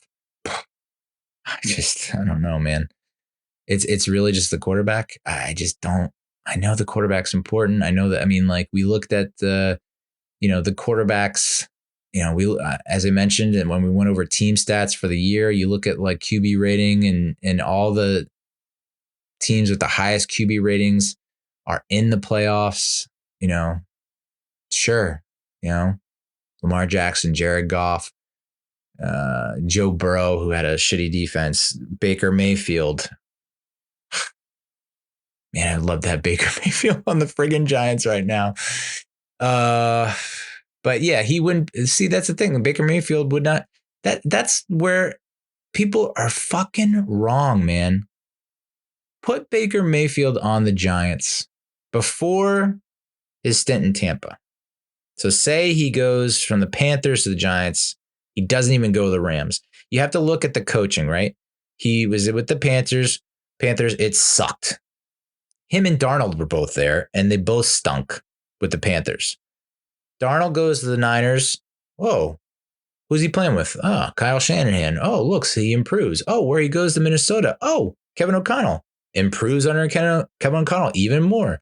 Baker Mayfield goes from a bad situation in Carolina. He goes to Los Angeles, has a reawakening with Sean McVay. Sean McVay is a good coach. I can't believe I have to dumb it down like this. It's the coaching. Baker Mayfield goes to Sean McVay, reawakening. He then goes to Tampa Bay, and he's able to excel because of the coaching team and his support that he has there. Darnold, San Francisco, winning program, Kyle Shanahan, despite what happened this year, a lot of injuries, I get it. But that's a good program with a good coach. Sam Darnold takes the next step, gets even a better coach in Kevin O'Connell, and takes the next step. If you put Baker Mayfield or Sam Darnold on the Giants after they're with the Panthers, they're not getting better. And I think even after Darnold had the season he had with the Vikings, if for some modern miracle, the Vikings let him out of the building and say that Baker Mayfield didn't re-sign with the Buccaneers and the Giants somehow ended up with Baker Mayfield before the 2024 season or Sam Darnold after the 2024 season, they're not playing as good as they did with the Vikings or the Bucs, the Niners or the Rams, because those programs have good coaches. It's just, Jalen Hurts, Sam Darnold, Jaden Daniels, Justin Herbert, Josh Allen, Jordan Love, Russell Wilson, Tua, Bo Nix. I mean, this is what I don't get is like, all right, Bo Nix was available. We could have taken him, but we didn't because, Malik Neighbors was there. And I think anyone in that position would have gone Malik Neighbors over Bo Nix. Matt Stafford, Kyler Murray. The Niners had Brock Purdy, but he was hurt sometimes. Patrick Mahomes. Chiefs are tied for 17th, 16th with the Niners in terms of QB rating. Aaron Rodgers, Geno Smith, Caleb Williams, Cousins / Penix, CJ Stroud, Carr / Rattler, Drake May at number 24. You have the combination of Prescott and Rush at 25, Trevor Lawrence at 26, Aiden O'Connell at 27, Bryce Young / Andy Dalton at 28. Will Levis, 29. Those. Listen, on the defense, 2021 versus 2024. Lawrence is Lawrence. Rakeem Nunez Roche is not even 1/1,000,000th of Dexter Lawrence. Elijah Chapman, is he better than Austin Johnson? Probably not. Brian Burns is better than Azeez Ojulari. Kayvon Thibodeau is probably better than Lorenzo Carter. Or I don't know. Similar. Bobby Okereke is better than Blake Martinez. Micah McFadden is better than Tate Crowder. Deontay Banks is not as good as James Bradbury. Even in that 21 season. Cordell Flott, is he better than Adoree Jackson? Drew Phillips, is he better than 2021 Darnay Holmes? Sure. Jason Pinnock, is he better than McKinney? No. Is Tyler Nubin better than Logan Ryan? I'll say no. The season for the 2021 Giants fell apart when Jones went down. Not to say that they were going to win a ton of more games, but at least it would be a little more competitive, and they might have squeaked one out here and there. I mean, we were 4-7 after beating the Eagles at home, and then Jones was ruled out. So I don't know. So that's 1, 2, 3, 4, 5 defenders on your 2024 starting defense are better than your 2021 starting defense. As far as the offense goes, 1, 2, 3 offensive starters are better than your 2021 offense. But yeah, we're going in the right direction. All right. So yeah, that's the comparison. 2024 versus 2021. Joe Judge was fired. Dave Gettleman retired, quote unquote, after 2021. But we're sticking with Schoen and Daboll. Again, don't know why. So let's look at the current roster and the building blocks for the future. We'll start at the running back position because there is no quarterback position at this point. It's Tommy DeVito. That's about it. I can't see them bringing back Drew Lock. So yeah, quarterback, kind of a need position for us. At running back, we have Singletary and Eric Gray through 2026, and we have Tyrone Tracy Jr. through 2027. So it feels, for the most part, like the running back room is pretty set in stone. There was talks about maybe moving on from Eric Gray, which that's another whiff of a running back pick. The fact that we had him returning punts and kicks when he couldn't catch the ball. But yeah, we like the process. I am so flummoxed by what the fuck Daboll and Schoen are feeding John Mara. What are you feeding him? Do you have him hostage? Is it a blackmail situation? What kind of dirt do you have on John Mara to make him think that you are making the right decisions? So running back, fairly set. You might want to mix in someone, I don't know who, to give you some more pop. I don't know. I don't dislike Devin Singletary. I just dislike the contract, paying that much for a guy who's now your number 2. At wide receiver, you have Wandale and Bryce Ford Wheaton through 2025, Jalen Hyatt through 2026, and Malik Neighbors through 2027. Darius Slayton, obviously a free agent.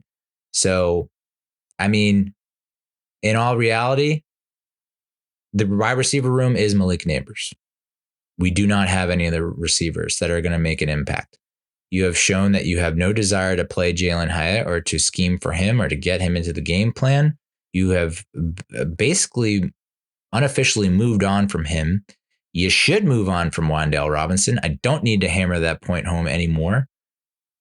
And so you have Malik Neighbors. So yeah, wide receiver is something you need to address. That's something you probably need to build on and around. Tight end, you have Daniel Bellinger and Greg Dulcich through 2025 and Theo Johnson through 2027. I'm not in love with that room. If Theo Johnson, it's all ifs. It's not, Theo Johnson's not a slam dunk, man. He's just not. It's we saw a game where he played really well and you're like, whoa, if this is the kind of play we can get week in and week out, then we got a guy. We also said that about Jalen Hyatt after he caught 6 passes for 103 yards against the Patriots last season in 2023. How did that turn out? So, and we thought we had at least a really solid tight end too in Daniel Bellinger, and there were games where he just was not playing snaps and he was healthy. So I still think tight end is a position. It's like, you want to talk about building the roster. Offensive line, you have Illuminor, Evan Neal, Josh Azudu, and Austin Schlottman through this upcoming season. And then you have Runyon, Schmitz, and Kubas through 2026, and you have Andrew Thomas through 2029. We could restructure Thomas's contract to create significant cap space. He has a $16.4 million base salary in 25, so a max restructure could create $12.2 million in cap space next year. It's impossible to get out of the deal until after the 2026 season, and there are no cap savings if the Giants cut Neal. We just get to save some pride and some dignity and some face and just say, you know what, we messed up. Sorry. I mean, I don't know. You could. They talked about trading him, but I was like, I can't imagine a goddamn team in the world trading for him. But I guess Washington took on Eric Flowers, and he turned out to be an okay guard for them for a little bit. So yeah, I mean, like, Neal's not part of your future. Azudu not part of your future. Schlottman, I don't even know if he played any snaps this year. So that leaves you with Illuminor, who after this next season is a free agent. So you like John Runyon, John Michael Schmitz. I mean, like, honest to God, if Shane comes out of this friggin' draft without drafting any offensive linemen, he should be fired on the spot. It's that simple. He should be fired on the spot if he doesn't draft a offensive lineman. I mean, that has to be going through Mara's head. Great, you most improved offensive lineman. The issue with that, like, I'm glad it improved, but the problem is you improved it through free agency. The teams that are playoff teams that have sustainable success are getting guys in the draft. They're drafting guys. Draft. You have to build through the draft. And it's like, it's great that you got a wide receiver and a running back and maybe a tight end, but you have to draft offensive linemen and they have to pan out. And he has not done that. 0 for 3. 0 for 3. 0 for 4. So, I mean, I don't understand. I said this in a previous video. The trenches are so goddamn important. Offensive, defensive line are so important. And he has not done a good job of fixing it. Defensive line, we have Nacho, DJ Davidson, and Corey Durden through 2025, barf across the board. Elijah Chapman and Jordan Riley through 2026. I mean, good depth pieces, but they're not starters. And you have Dexter Lawrence through 2027. So Dexter's $15.5 million base salary in 2025 could create $9.5 million in cap space with a max restructure. Nacho is an obvious cut to create $3.6 million in cap savings with a $1.4 million dead money charge. So yeah, I'd say cut his ace. I don't know that Nacho has really done much of anything in his time in a Giants uniform. So yeah, let's keep Nacho and let Ashawn walk. Cool. And then have to force to sign Armon Watts because the other guys that you drafted stink. Outside linebacker, Kayvon Thibodeau, we have him through next season. And Shane can exercise a 5th-year option for 2025, which is projected at $16.1 million. Kind of pricey, but who knows? And then you have Brian Burns through 2028. He can also restructure his contract and have his $22.3 million salary create $15.7 million in cap savings next year. So, yeah, I mean, we'll get to it when we talk about free agents, but, I was rattling off some pass rush statistics, team stats for 2024. Not great. So even though the sack totals were up for a good portion of the year, once Dexter Lawrence gone down, it was like non-existent pass rush. And that sucks, I feel like that shouldn't be the case. You look at like Aiden Hutchinson goes down for the Lions and they go out and sign Zadarius Smith and they're still getting pressure on. I mean, that Vikings-Lions game that I watched, Sunday Night Football, regular season finale, it's like they were getting pressure on Darnold like crazy. So just because one guy goes down, does that mean the whole thing falls apart? It's like if Lawrence goes down, pass rush falls apart. Andrew Thomas goes down, the offensive line falls apart. Like that shouldn't happen. Will you be as good as when they're in the lineup? Obviously not, but it shouldn't take that much of a step back, and it has. And that is a criticism on personnel decisions and roster, which is exactly the point that Mara used to support retaining them. Why? Thomas and Lawrence, I mean, it was like no-brainers to extend them, and they're Gettleman guys. Shut up.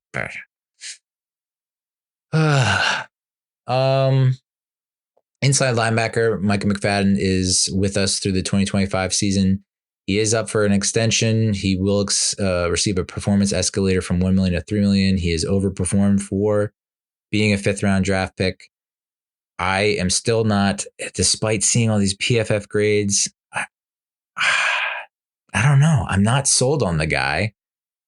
I want him to be part of the team, especially at that price point. I think that's great. I guess the hope there is that he continues to progress and improve and gets to be Pro Bowl level type player. Because right now it's like solid player, but not like game changer playmaker. That duo is pretty good. But then if they're good, then why does our rush defense continue to suck? I don't know. Bobby Okereke is with us through 2026. We just restructured his contract before this previous season, so we can't restructure it again. And then Darius Masao through 2027. So inside linebacker, I mean, Okereke goes down. I don't know that we felt really good about. I mean, we had like Ty Summers and Matthew Adams as our inside linebackers in the final few weeks. So it's like, maybe we should draft another inside linebacker. Can never have enough of those guys. One thing I forgot to mention about the defensive line. And I understand it's a passing league now, and there are a lot of 3 wide receiver sets. I get it. I hate seeing 2 down defensive linemen and then Tibbs and Burns. I hate it. We switched, I think it was the Saints game, we switched to a 3 down lineman with it was, I think it was it Chapman, Riley, Nacho? I don't even think Nacho was available. I think it was like all guys off the street. And we actually held Alvin Kamara in check. And it's like, why aren't we doing that all the time? 3, like a legitimate, real 3-4. 3 down linemen, 4 linebackers. And I guess the argument against that is, well, yeah, you could do better against the run, but against the pass, which most teams pass, you're going to get burned because you don't have the guy that is necessary in coverage. And I guess that's the case here is like, well, yeah, Thibodeau and Burns are not great in coverage. I mean, I think about a guy like Lawrence Taylor. It's like he's known for his pass rushing prowess and getting to the quarterback, but I feel like he could also cover. Same with Carl Banks. Can rush the quarterback, but can also cover. And I guess that's where I'm failing to make the connection here is like Tibbs and Burns are not true outside linebackers. They are just edge rushers, but then your run game suffers. So it's like, you have to weigh the pros and the cons. Like, is it worth it to have this guy that can get you maybe 10 sacks over the course of 17 games, but is going to allow 5 yards a rush? I don't know, man. I think I'd rather go with the defense that allows 3.4 yards a rush and you get like 5 sacks. I don't know, man. At corner, we have Cordell Flottenart Green through 2025 through next season, Banks and Hawkins through 2026, and then Phillips through 2027. I mean, again, I think there are certain boxes that if you're going to stick with Schoen and Daboll, you have to check some boxes, and cornerback and offensive line and defensive line have to be boxes you check. all right, you feel okay with your wide receivers and your tight ends, fine. Offensive line, defensive line, and cornerback. You have to check those boxes. Again, like you can get the best quarterback is it going to be like Fran Tarkenton again from the 60s and 70s? Like we get this great quarterback, but he's scrambling for his goddamn life all the time. And like, yeah, he wins some games and it's kind of exciting, but you're not even you miss the playoffs every year. So Travis Hunter, that's why I was like for Travis Hunter. Because it's like he can, if he's not going to be a CB1, at least we have 2 CB2s. And he has the capability to play wide receiver as well. So he helps out that room. And then at safety, we have Dane Belton through 2025, who, I mean, I don't think anyone has any inclination to keep him beyond that. Anthony Johnson, who I didn't even know was on the team through 2026, and then Tyler Newbern through 2027. So safety, yet again. And it's like when you talk about building a roster, that's where I'm failing to see how Shane has built a roster, because he hasn't built a roster. What roster has he built? There's no other than like there's no long-term. Like you want to talk about continuity? Well, Barkley's not the reason you were losing. McKinney was not the reason you were losing. Julian Love was not the reason you're losing. There are a lot of good players that were identified as leaders in the clubhouse that you let walk because you thought you could do better, but you haven't. Again, this is just like facts that we're stating now. This is not like me embellishing or being dramatic or exaggerating. You haven't replaced them with people that are even close to what they were giving you. And then you're like shocked that you're not getting the results. It's like, well, Leonard Williams was eating up a lot of your cap space. So that trade makes sense. Let's get some capital back and let's refortify. Let's slide in a defensive lineman that we feel will be adequate, not a complete dumpster fire, and then address one or two other positions. So, and you're hoping that you can get not a 1-for-1, but you get 2 players, possibly even 3 players for 1 player. That sounds cool. I had the same reasoning with OBJ. I was like, listen, OBJ, he's getting hurt. He got hurt in 2017. He got hurt in 2018. He looks like he's lost a step. So if we need to trade him to get 2 or 3 quality players that can address positions of need, then I'm for it. And it didn't pan out. I think it was Zeitler, Simonez, Peppers. Zeitler had the possibility, the capability to become a Pro Bowl guard and has shown that he can be a really consistent, great player. And we traded him. Zimenez never panned out, and we let Peppers walk. It's like you're not. There's no building a roster. There really isn't. It's just like it has to be your guys, and it's like, no, it doesn't necessarily have to be your guys. You can just look at like the talent that you have and say, okay, you're performing well. We like what you do. We're going to keep you. We're going to extend you.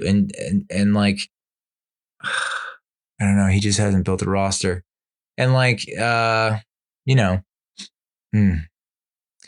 special teams. The only special teamer that we have under contract is Graham Gano. We have him under contract through 2026. And this is not talked about enough. And I'm glad that Dan Duggan brought it up. The 3-year, $16.5 million extension that Graham Gano signed before the 2023 season has been the kicker equivalent of the Daniel Jones deal. Gano has missed 16 games due to injury the past 2 seasons, while making just 69.6% of field goals over that stretch. We can cut Gano this offseason to create $3.2 million in cap while eating $2.5 million in dead money. There's no reason to keep Graham Gano.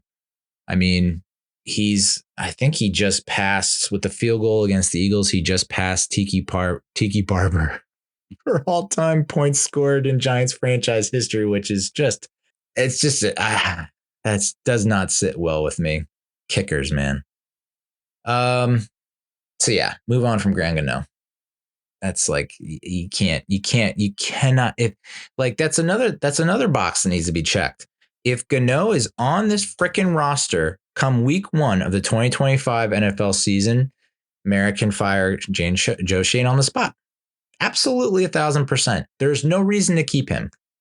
There are certain things where it's like, this is a no-brainer, this is a no-brainer, this is a no-brainer, this is a no-brainer that we said last season that weren't addressed.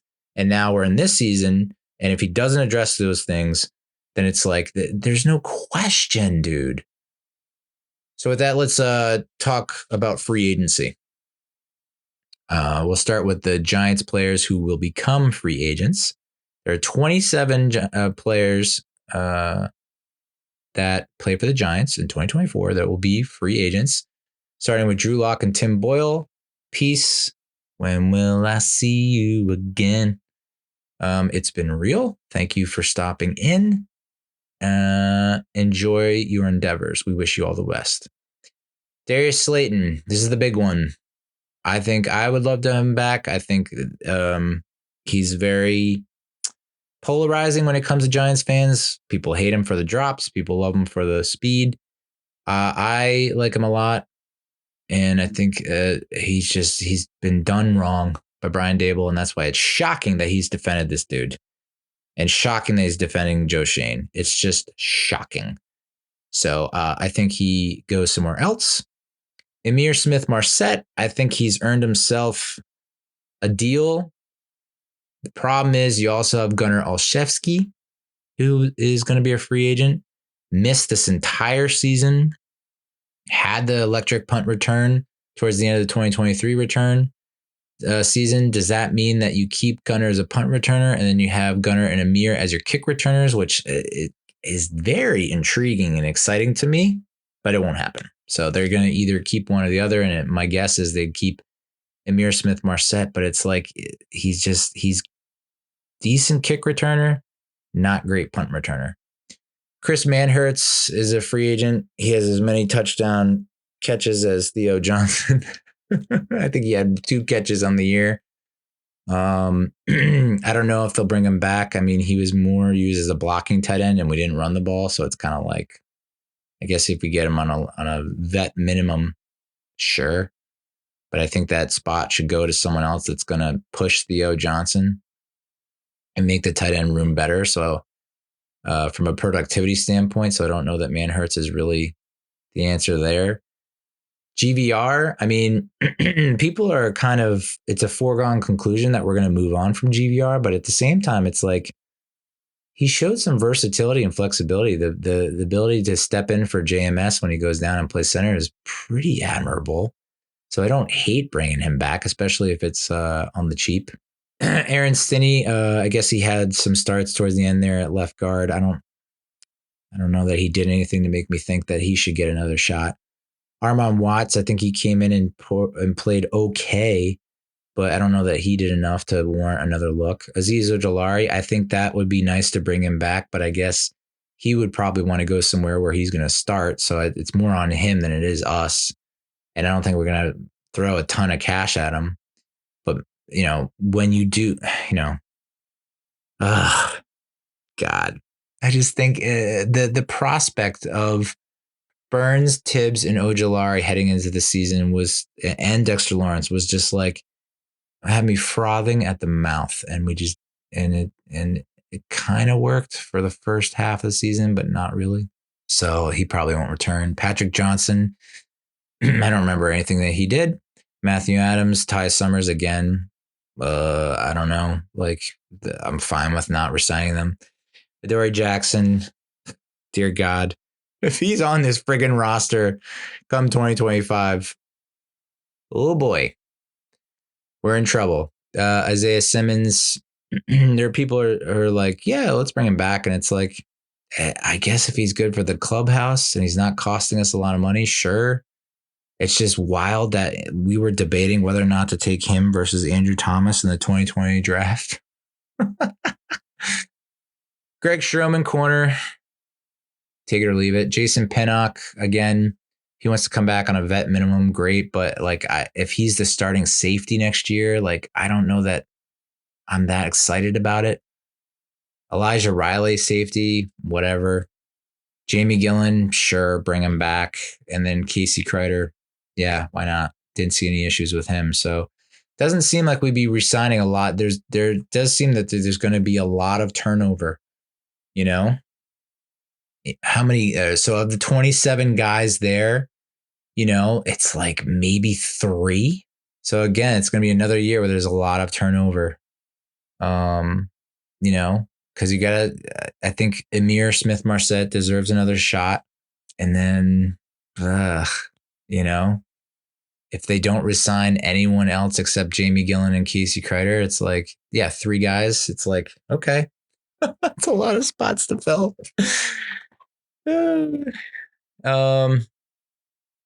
And then exclusive rights free agents. We talked about Tommy DeVito, so he should be back on a minimum deal. Timon Fox can also have a minimum deal. Deontay Johnson should be interesting.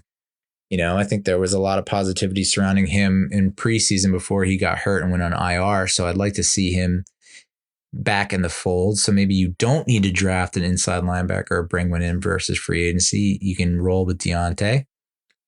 Quarterback Devad Wilson, don't remember him at all. Safety Jonathan Sutherland, don't remember him at all. So I don't know that there's any, if we don't re-sign them, that's fine.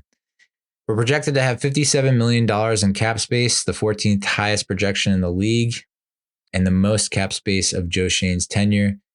And my guess is that's a selling point for Joe Schoen. He's like, well, look what I did with little cap space in 2022, and we went to the playoffs and we won a game. And it's like, okay. But you were in less cap hell in 2023 and 2024, and you didn't really do much. So what are our free agent options at quarterback? We've talked about this at length before, but it does not look like we would get Sam Darnold. I don't see us going after Russell Wilson. Justin Fields and Jameis Winston feel like more of a reality, and I wouldn't hate as much as I was at kind of wishy-washy and not for Jameis Winston last season. It's like we're in such a stupid, awful position at quarterback that it's like I don't think it could be much worse with Jameis Winston or Justin Fields. And then you have the cheap options: Locke, Flacco, Brissett, and Jones. I think there's hard passes across the board there. Wide receiver, top options: Higgins, Cooper, Godwin, Diggs. I don't think we're going to go that route. I don't think it makes sense. Mid-level options are a little more appealing, but not really. Slayton, Hopkins, Keenan Allen, Deontay Johnson, Hollywood Brown, and Mike Williams. Of those, I'd say maybe Mike Williams. But none of those are really speaking to me. So I think wide receiver is probably going to be something you'd pursue in the draft. I mean, I know people want T. Higgins, but I feel like he has such a good thing in Cincinnati. I don't know. It's hard imagining him in another uniform. It's like I almost want him to return to the Bengals. I want the Bengals to win. Bengals haven't had a ton of success. I know they went to the Super Bowl, but it's like they're another one of those teams I'd like to see win. The Browns, Bengals, Lions, Bills. So yeah, I don't think we'll be able to pony up for that. So it doesn't seem like we're gonna. If we do, it's very limited in terms of options at wide receiver in a free agency class. At D tackle, there are no really top level options. Mid level options and cheap options are interesting though. BJ Hill, would he want to return to the Giants? My guess is no. Would be nice to have him back in the building, but I don't think he will return. And then one cheap option that I kind of stuck out to me, Calais Campbell. I mean, he could retire. He was just with the Dolphins. He got very emotional with a coach on the sidelines after the last game there. Calais Campbell would be a very interesting pick. I'd like to see us. I wouldn't mind signing Calais Campbell in free agency and then drafting a D tackle. That I like a lot. Of course, I'd rather have BJ Hill over Calais Campbell, but I don't think BJ will return. At corner, some top dollar options: DJ Reed and Chavarius Ward. Mid-level options: Carlton Davis, Rasul Douglas, Asante Samuel Jr., Byron Murphy, Paulson Adebo, and no cheap options: So for everyone's saying that we need to go out and get a corner free agency, I don't think that's going to happen. I think we really need to focus on the draft. I mean, Byron Murphy, I feel like he's got a good thing going in Minnesota. Carlton Davis has a good thing going with, I believe, the Lions or the Bucks.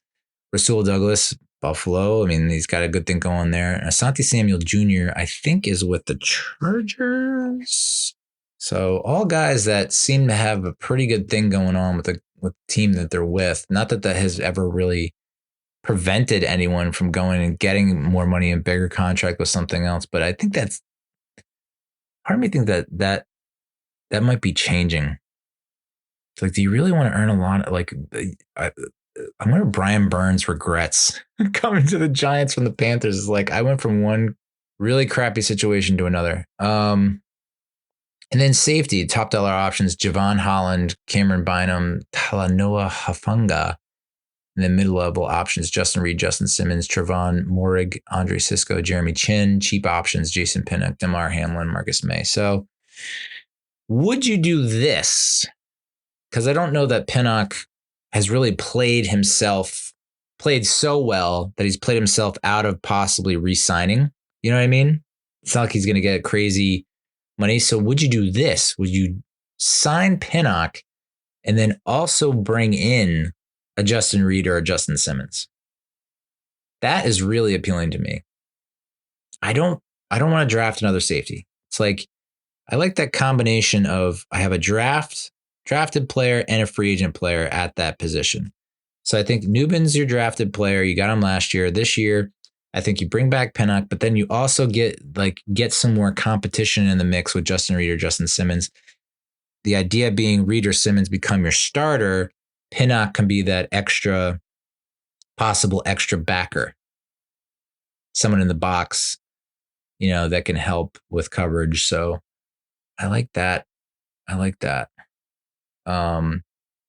Other than quarterback, what's the biggest need? This was a fan survey from The Athletic that ran around Thanksgiving week, and it was offensive line. Almost half of the respondents, there were almost 4,000 respondents. Half of them said offensive line, and then another 25% said secondary.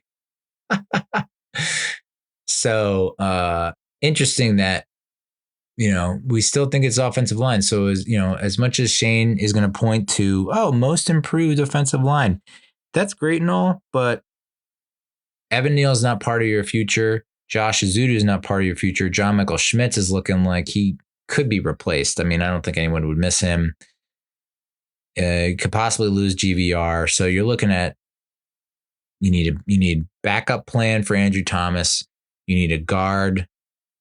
You need a backup tackle, starting guard, backup guard, center to compete with JMS. You're looking at, you need 4 to 5 offensive linemen, and he's not going to draft one. I would be on the friggin' floor. I'm going to friggin' Mexico if he doesn't draft an offensive lineman. And then secondary, dude. I mean, I can't believe we're saying this again after last season. I can't believe we're saying it again, that we cannot go out and get a secondary. Again, Drew Phillips, very nice, but you needed someone to cover wide receiver too. So that's free agency. I think most likely you're going to sign a quarterback. Most likely you're going to sign a D tackle.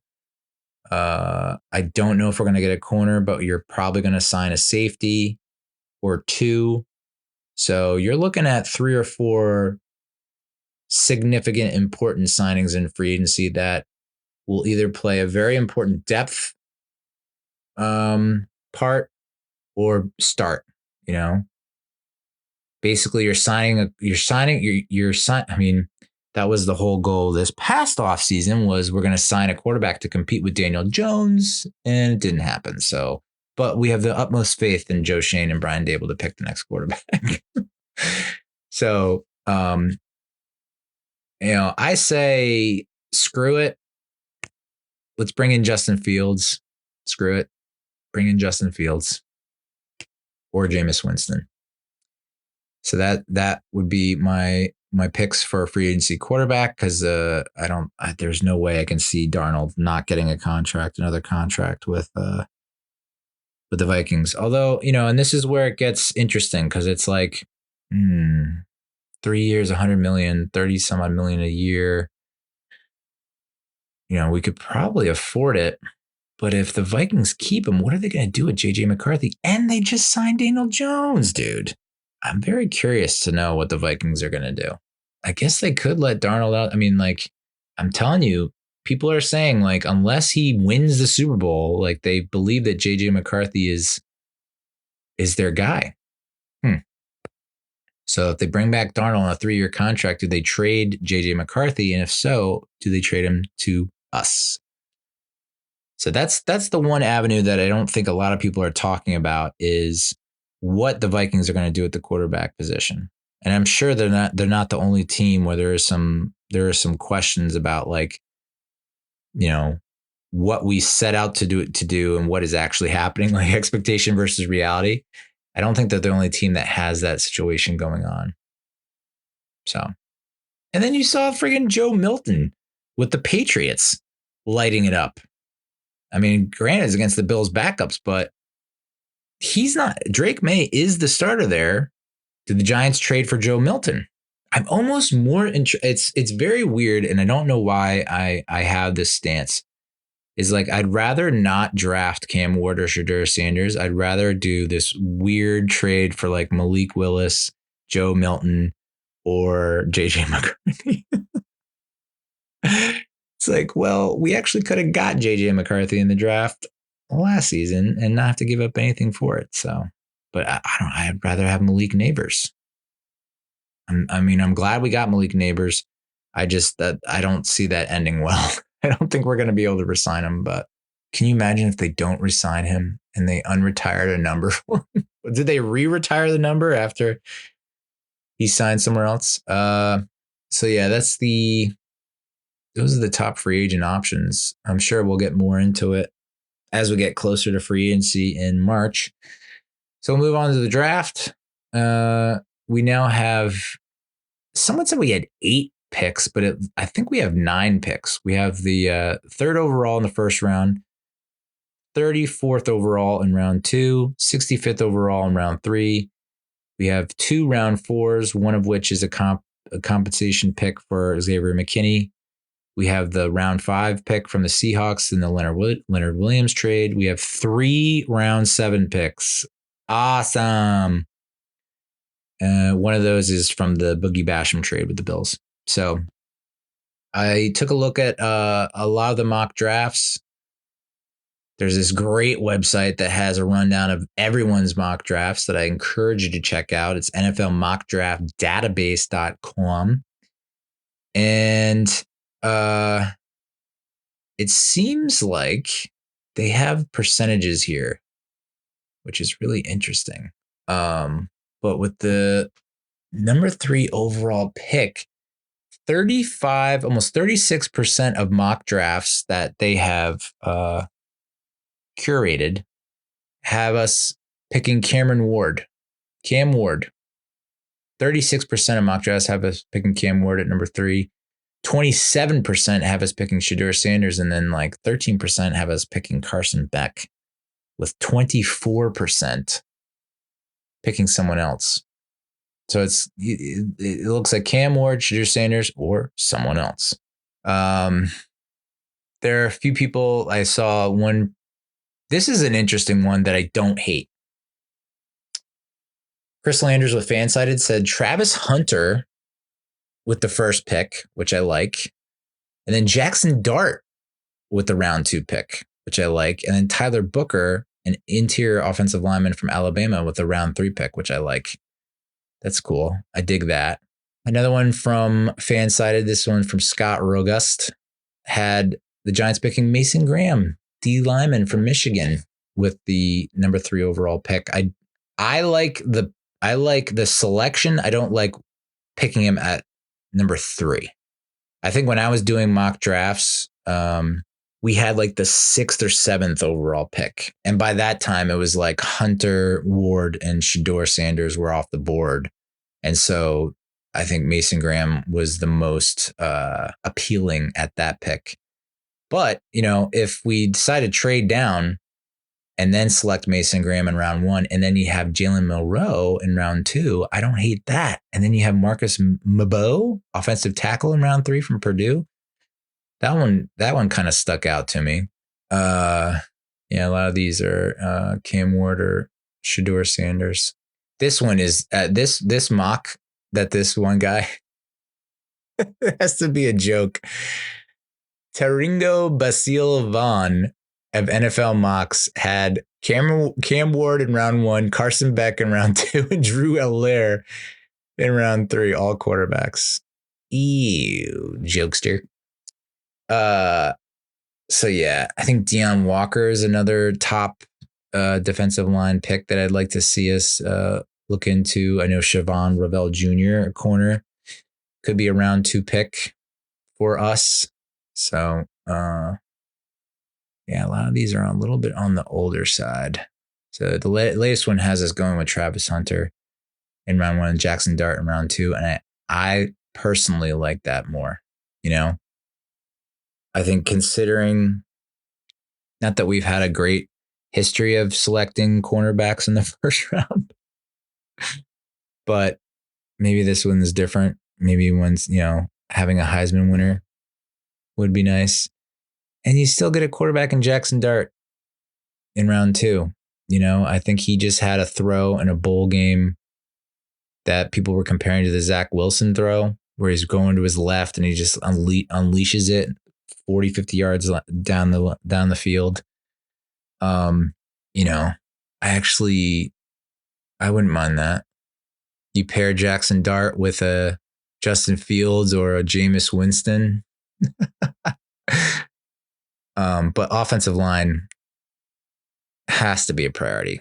And, bare minimum 1 offensive lineman. Ideally, you'd want to do 2 or 3.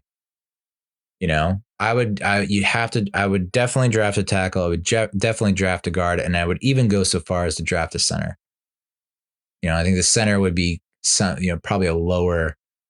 We have 3 7-rounders, so maybe just take a flyer on someone, some gem at the center position. But yeah, I would go I would personally do a minimum of 3 offensive linemen drafted. So we have 9 picks. So you got to get a corner, got to get a QB. Doesn't have to be in the first round. I'm okay with second round.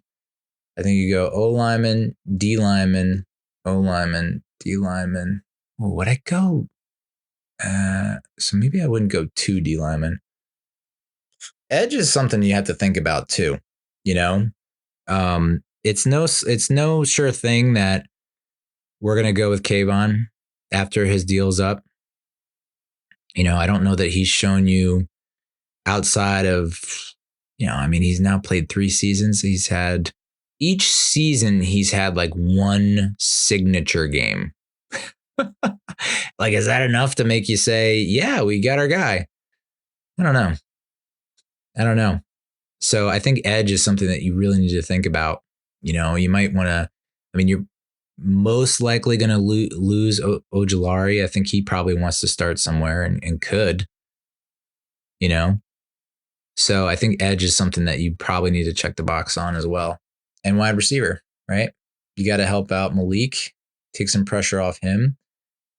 So we're looking at, we have 9 picks. Those are 8. I think you got to go 2 or 3 offensive linemen, a quarterback, a corner, a wide out, an edge, D lineman. I feel like I'm missing something here. I wonder if you take a kicker. Like in one of your 7th round picks, just take a kicker. That could be it. So edge, offensive line, defensive line, corner, CB1, CB2, ideally CB1. Quarterback to compete for the starting position, starting job, a wide receiver 2, or a wide receiver 3 with upside. Starting guard, backup center, backup tackle, potentially starting edge, kicker. Yep. You can do that. You got me feeling good. Because, as much as I want to draft. I guess you could maybe draft another inside linebacker, but I think, knowing that you have Deontay Johnson back and healthy, I think that pretty much covers it there. So I'm okay with not going inside linebacker, but edge rusher, D-line, offensive line. Yeah. So Shedeur Sanders. Oof. Sanders in New York feels like a match made in media heaven. Physically, Ward might have more tools, but don't be shocked if Sanders, who unlike Ward had to get used to playing with so-so talent in college, is more ready to start than some believe. Yeah, the problem is I don't know if this is just like typical pre-draft smokescreen type nonsense to get people thinking one way, and then the team swoops in and gets them. But there are people that are not giving first round grades to Shedeur Sanders. We're gonna pick him at 3 overall.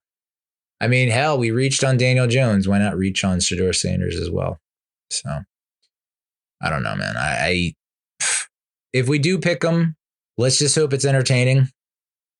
I think that's the one thing that really stunk about this past season. It was just so friggin' boring. It was one of the most boring seasons I've ever watched. I've never been less into a season as I have this season. It's just been so boring to watch. The first half of the season was just frustrating. And then the second half was just straight boring. Boring. I mean, it was just like the end of the 2021 season, where it was just like, the end of the 2021 season was, I've never been more out on a Giants team than I was at the end of the 2021 season. And this is very comparable.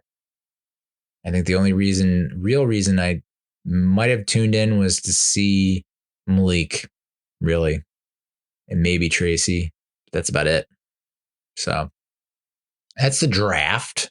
And then I've been hinting at this, and if you haven't seen our home and away opponents yet, you haven't found out about it yet, you might want to turn off this here pod, because 2025 is going to be disgusting. 2024 was boring.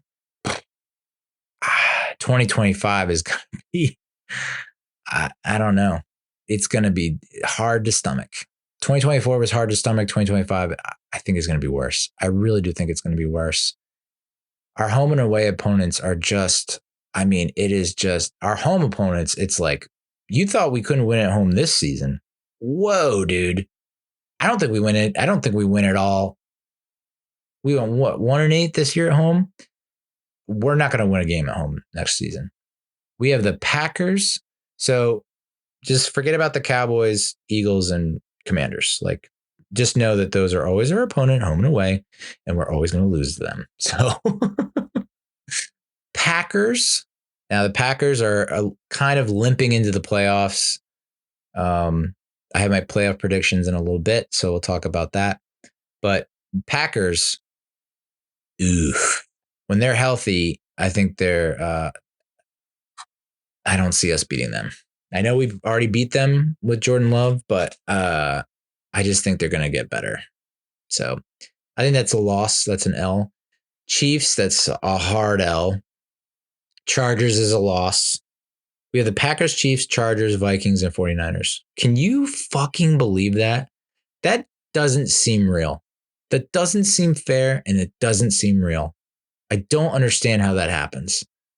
How we are like literally the third worst team, and in a lot of respects, the worst team in the NFL. And we're rewarded with the Packers, Chiefs, Chargers, Vikings, and Niners. Oh my God, dude. Oh my God. Oh my God. Yeah. We have to face the AFC West and the NFC North next year, I think. No.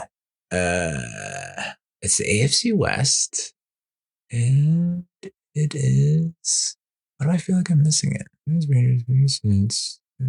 Bears, Vikings, Lions. Oh, NFC North, yeah. NFC North and the AFC West. Literally the two best divisions in football. And we're gonna trust the process, and we're gonna continue. I mean, maybe this is what Schoen and Daboll went to Mara, and they were like, "Listen, you don't want to hear this, but this is the harsh reality of the situation. We are not going to do well in 2024, and like strap in, we're not going to do well in 2025. But we can get top draft picks, and we can build a roster, and in 2026 we're going to compete." I mean, like that must be the plan. That has to be the plan. And then when we shit the bed in 2024, Daboll and Schoen turn to Mara and go, "We told you we're going to be bad this year, and I hope you are taking your Tums because we're going to be just as bad in 2025." So those are the home opponents. So we're not going to win a game at home in 2025. Cool. I mean, we're losing the Packers, we're losing the Chiefs, we're losing the Chargers, we're losing to the Vikings, and we're losing to the 49ers.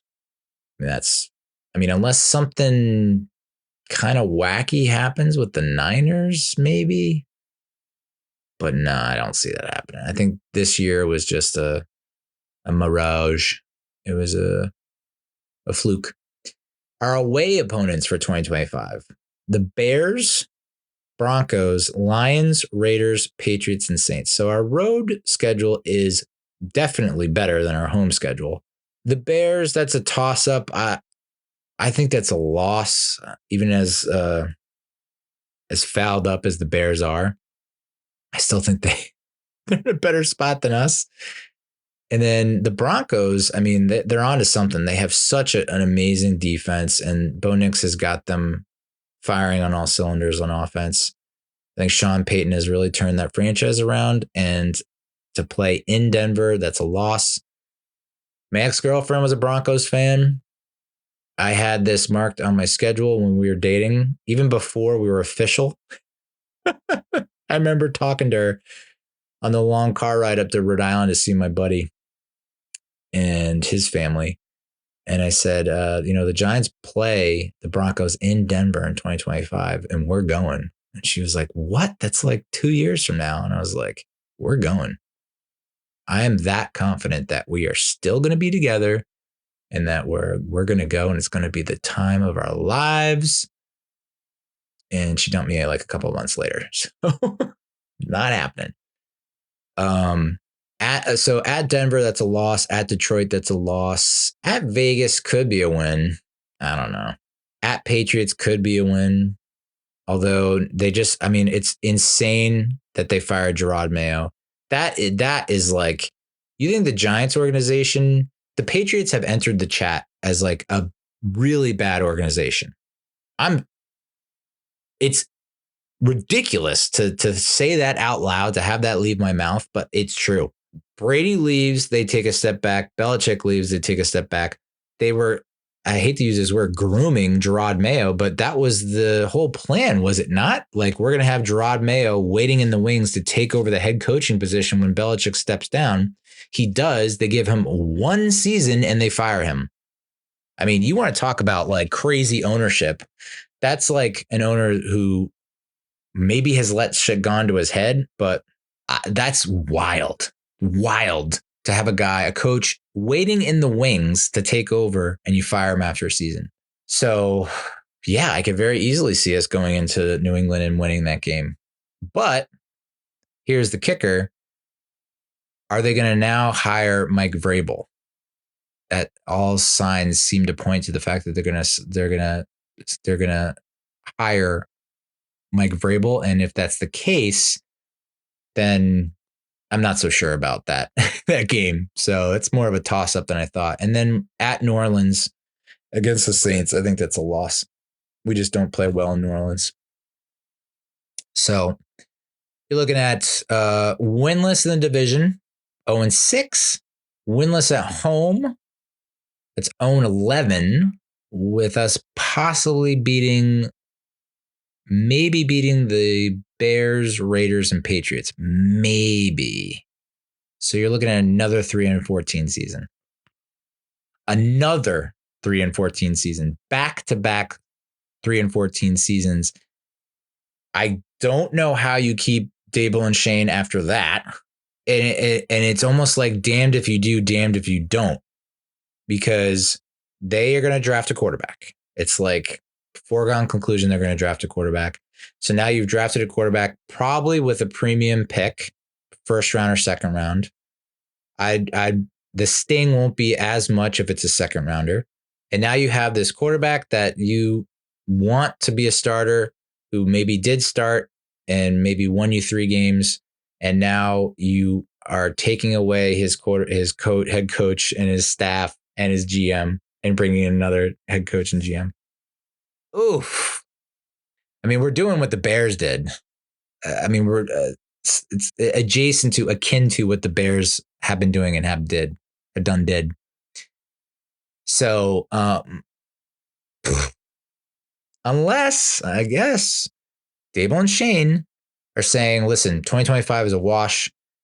2025 is essentially our development year for the new quarterback, for the rookie quarterback. We're going to develop him and develop him. And then in 2026 is when we make the push for the playoffs. Because looking at our 2026 schedule, it's better than it was in 2025. And I might even say it's better than it was in 2024. Because, I mean, you look at our 2024 schedule, holy shit, dude. We had, I think I looked at it on playoff status. We had like the 6th or 7th toughest, strongest schedule in the conference, and we had the hardest schedule in our division. So I think it was 6th or 7th hardest schedule in the league, and then like top 5 hardest schedule in the conference, and then hardest schedule in the division. So again, I guess it's a point in Daboll and Shane's corner. Like, listen, look at the schedule. But I mean, the schedule. I mean, we should have been 5-12 this year for starters. Not that would have helped anything or made anyone feel any better. It's still less wins than we had in 2023 when everything went off the rails.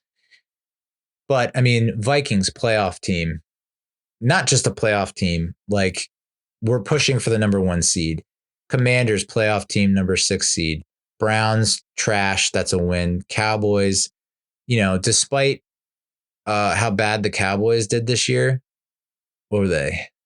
Still 7-10. I mean, they could have been 5-11, but they were 7-10. Beat a Seahawks team, which I definitely feel for Seahawks fans.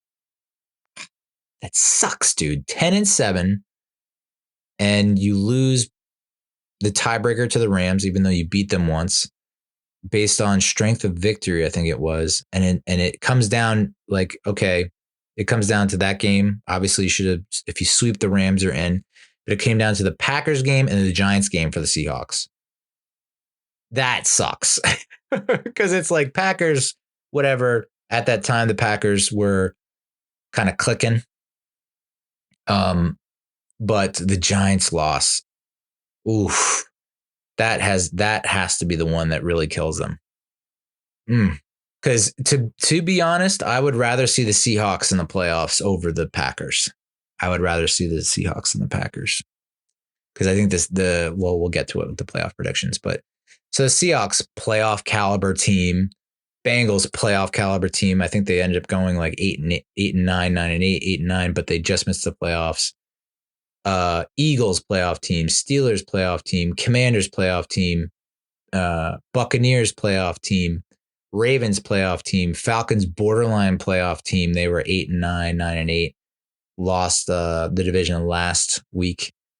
Eagles were in playoff contention, and then the Colts were in playoff contention, and then the Eagles. So I mean, of the 17 games, 1, 2, 3, 4, 5, 6, 7, 8, 9, 10, 11, 12. 12 of the 17 games were against playoff or playoff caliber teams, like in the contention to the last week of the season or the last 2 weeks of the season. That's a tough schedule. So I get it, man. But we went 3-14, and we were not competitive in the Falcons game or the Ravens game or the Buccaneers game or the Eagles game, or the Vikings game. It's just, you want to talk about 1-score games? I don't know. So we could very easily go 0-17 next season. in which case we get the top pick and maybe Arch Manning enters the draft and we do get Arch Manning. And maybe that is the plea. That's what Daboll and Schoen are telling Maras. Like, listen, I know we stunk this year. We're going to stink next year. But the beauty of this is we are going to select Arch Manning with the top pick in the 2026 draft. And then our schedule is a little more favorable because we'll be facing the NFC West, which, good division. And the AFC South, which, that was the 2022 season, is we faced the AFC South and we swept them. And so that's got to be what they're pointing to, saying, hey, listen, we don't, other than Houston, the Jags, Titans, and Colts are not really anything. But I mean, we're talking about like 2 seasons away from now. So much could change unless you're a Giants fan. So, it's a little more favorable. We'll face, if we go winless in 2025, we'll face the last place team in the AFC North. My guess is the Browns. Last place finisher in the NFC South, which would most likely be the Panthers, I think. And then you have the last place finisher in the NFC North, which no matter who you draw there, my guess is the Bears. I'd have to just say the Bears. So Bears, Panthers, Browns, all could potentially be wins with Arch Manning at quarterback. Titans could be a win. Colts could be a win. Jags could be a win. So you're looking at 1, 2, 3, 4, 5, 6. That's 6 wins. And then you have to try and get a win from the Cardinals. That's 7. And then maybe you can get a steal win from the Commanders. That's 8. You see what I'm getting at here, right? Like, maybe we have a shot in 2026.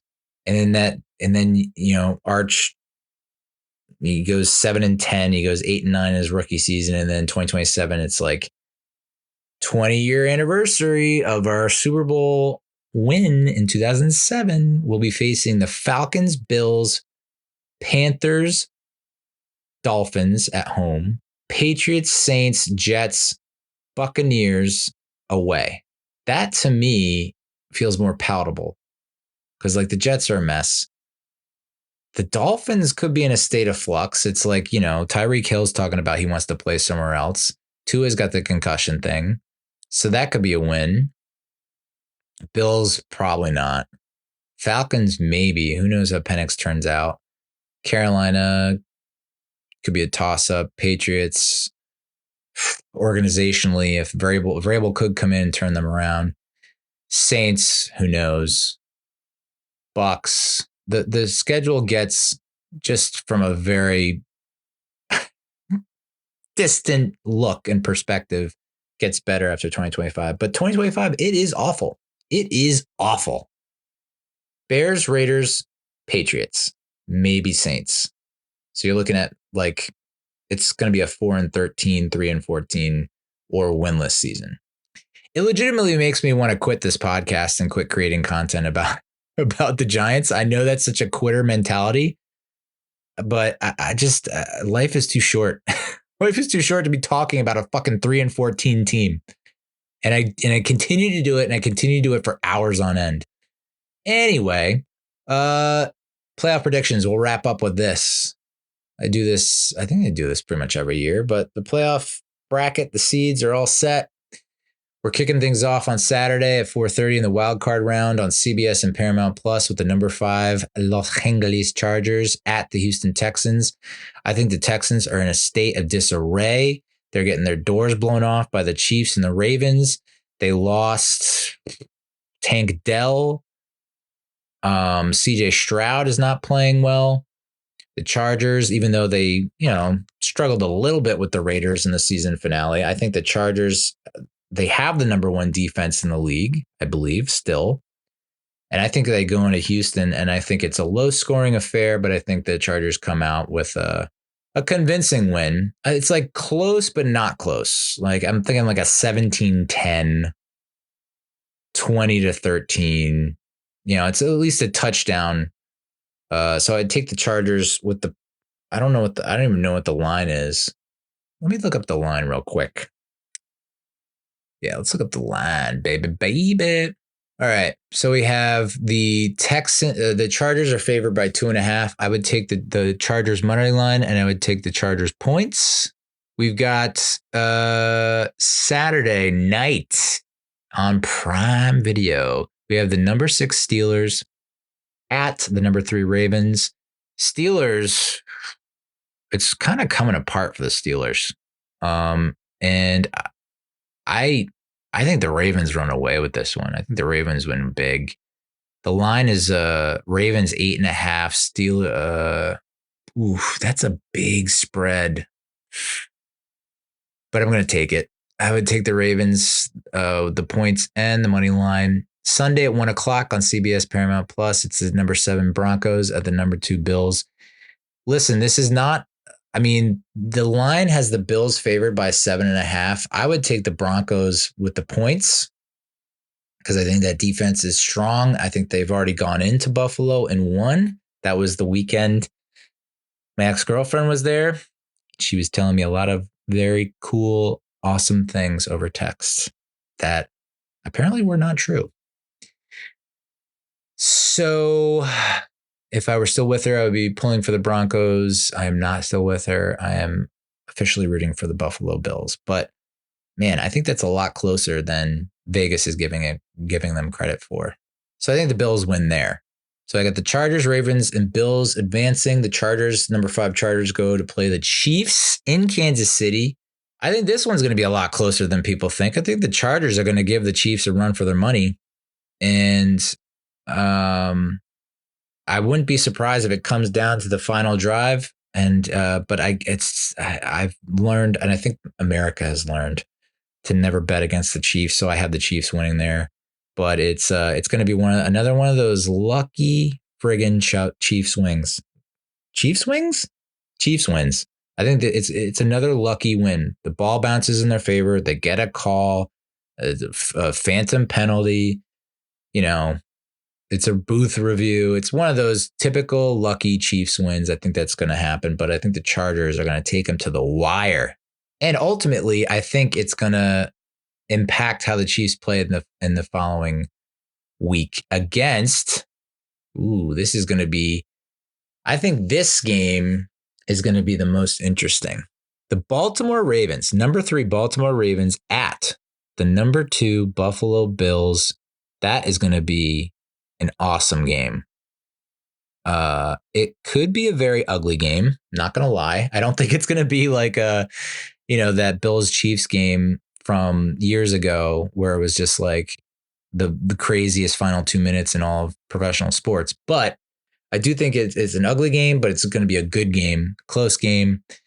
The Ravens seem to be hitting their stride. And so it's really hard to go against them.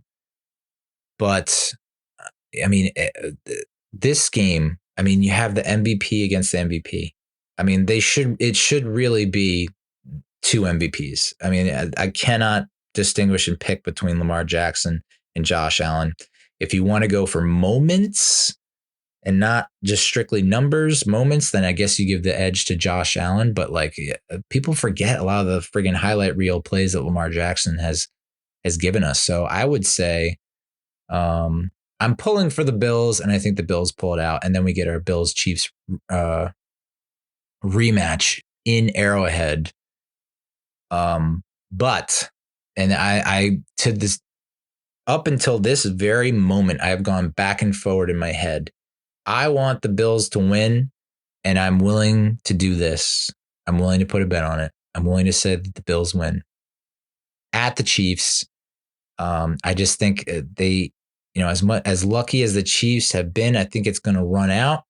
I think Josh Allen is going to put on his cape, and he's going to do everything in his power to make sure that they win that game.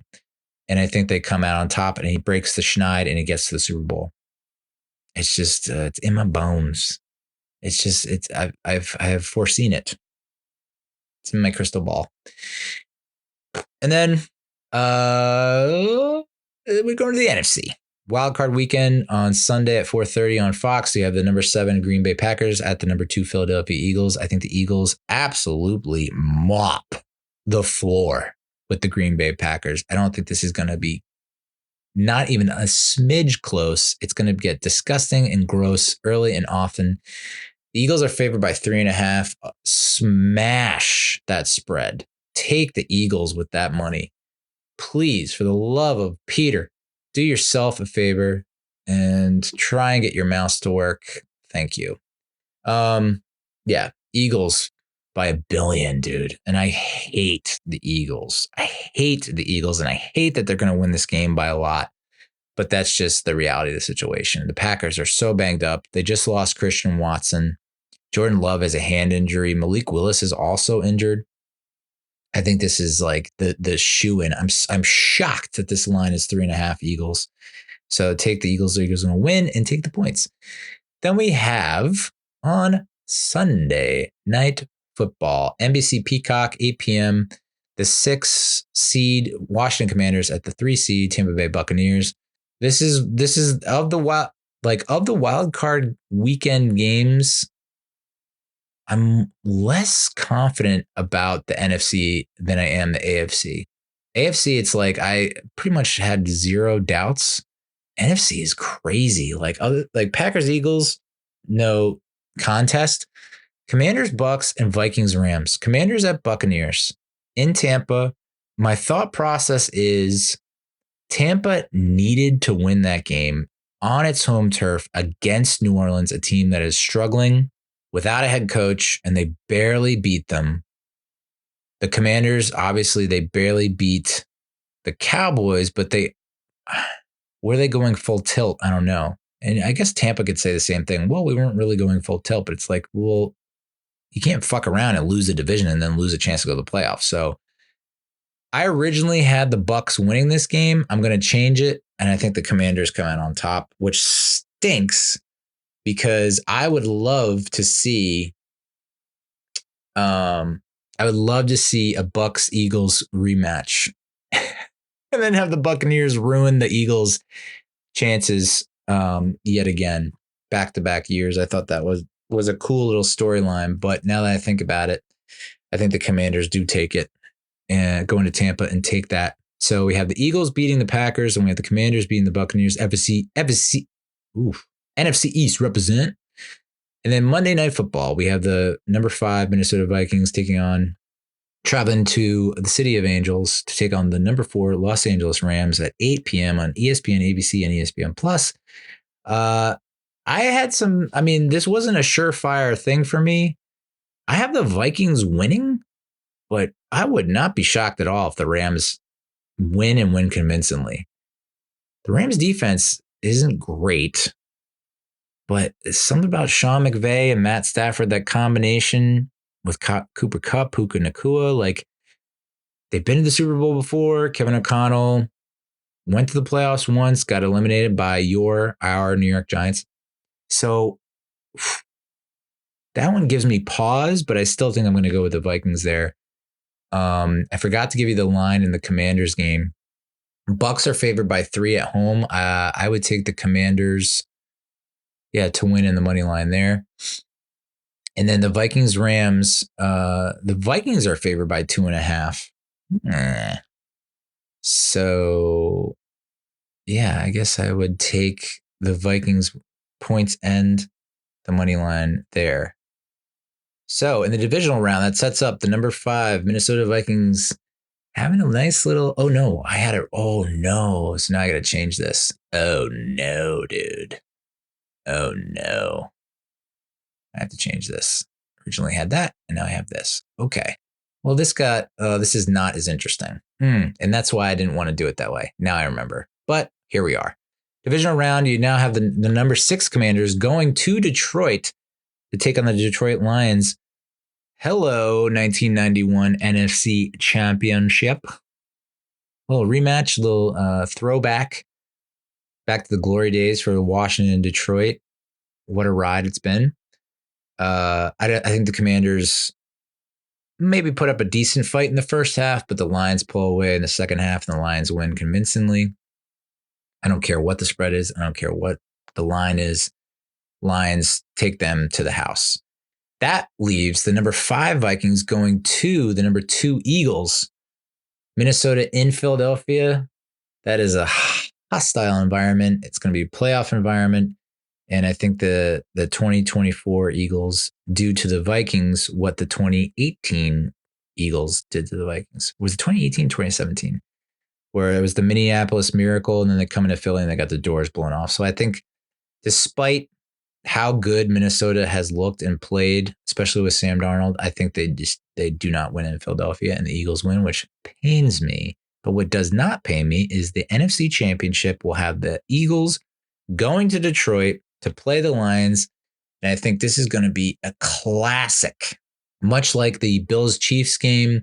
Bills-Ravens games will be classics. I think this Eagles-Lions game will be an instant classic. And I think the Lions pull it out. Not by a whole lot, but they pull it out. So I have, and I think I've been pretty steadfast in this prediction, Lions versus Bills in the Super Bowl. It's the Super Bowl everyone wants. It's the Super Bowl everyone needs. It's the Super Bowl to end all Super Bowls. Someone who's been thirsting and hankering for a Lombardi is going to get theirs. And my God, that's going to be tough to decide who to go for. But in my heart of hearts, the Bills had so many chances in the 90s. I'm so sorry you went 0 for 4. So I got to go Lions. I think the Lions win the Super Bowl. And it's going to be, I'll be so happy. I'll be so happy for them. Glad to see that they have some success. So I'm sure Detroit fans will make sure to root for the Giants when they make the Super Bowl in 30 years. Please. You know, I scratch yours, you scratch mine, right? That's the deal. So, yeah, let's go Lions and let's go Bills.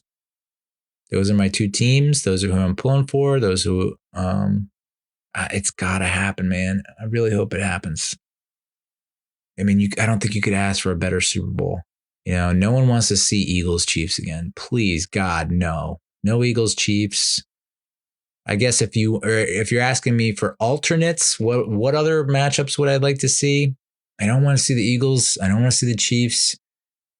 You know, I mean, yes, it would be cool to see the Vikings get to the Super Bowl, but it's just, you know, after watching them play against the Lions, it's like, yeah, I don't think they have what it takes. I don't think they're there yet, but give them another year and who knows. So, I mean, yeah, of course, I'd love to see the Vikings get there. You know, I wouldn't mind seeing the Bucks get there again. You know, I think I'll be pulling for them. I'd love to see Baker Mayfield in a Super Bowl, but it's just that they're a very weird team. Very weird team. Like, have shown that they can take down some top teams, but then they struggle against some mediocre teams. So it's not a reality, but it's a nice little fantasy. So the Bucks or Vikings, I think those would be two teams that I would also be pulling for if the Lions get eliminated. And then if the Bills get eliminated in the AFC, oh boy. I mean, Chargers, obviously. And if, you know, the Bills are eliminated, then, and it's Ravens Chiefs, I got to go for the Ravens. So I would go Chargers or Ravens if it's not the Bills. And then I'm going to go Bucks or Vikings if it's not the Lions. Those are who I'm pulling for. Is that like, in my professional opinion, like what's going to happen? Probably not. So, all right. That's the ep. And it was epic. Thank you so much for sticking with me, for listening, for watching. And probably not going to have any more Giants episodes for a while. I think the scouting combine is in late February. You know, I think after that's done, I might take a look at some grades and say like, oh, here's some top position players that need. We have free agency starting in early March, so I'll probably do an episode then. And then schedule release in May. Oh, we have the draft in April. Schedule release in May. So you're looking at over the next 4 to 5 months, probably like 4 episodes. Going to dial it back a little bit. Mostly because I keep saying this, I can't spend that much time on this team, but then I do. So I really need to dial it back because this next season is going to be awful. I mean, this season was bad. Next season is going to be so bad. I have 0% confidence in next season. Unlike the Metros, New York Mets, feeling really good about them. So I'll probably dial up New York Mets episodes. Gonna dial up. Still need to do a couple life episodes to round out and catch you up. And then a whole lot of movies and TV shows that I've been taking into these eyes. Need to get my thoughts out about them. So with that, we'll talk to you next time. Adios, muchachos.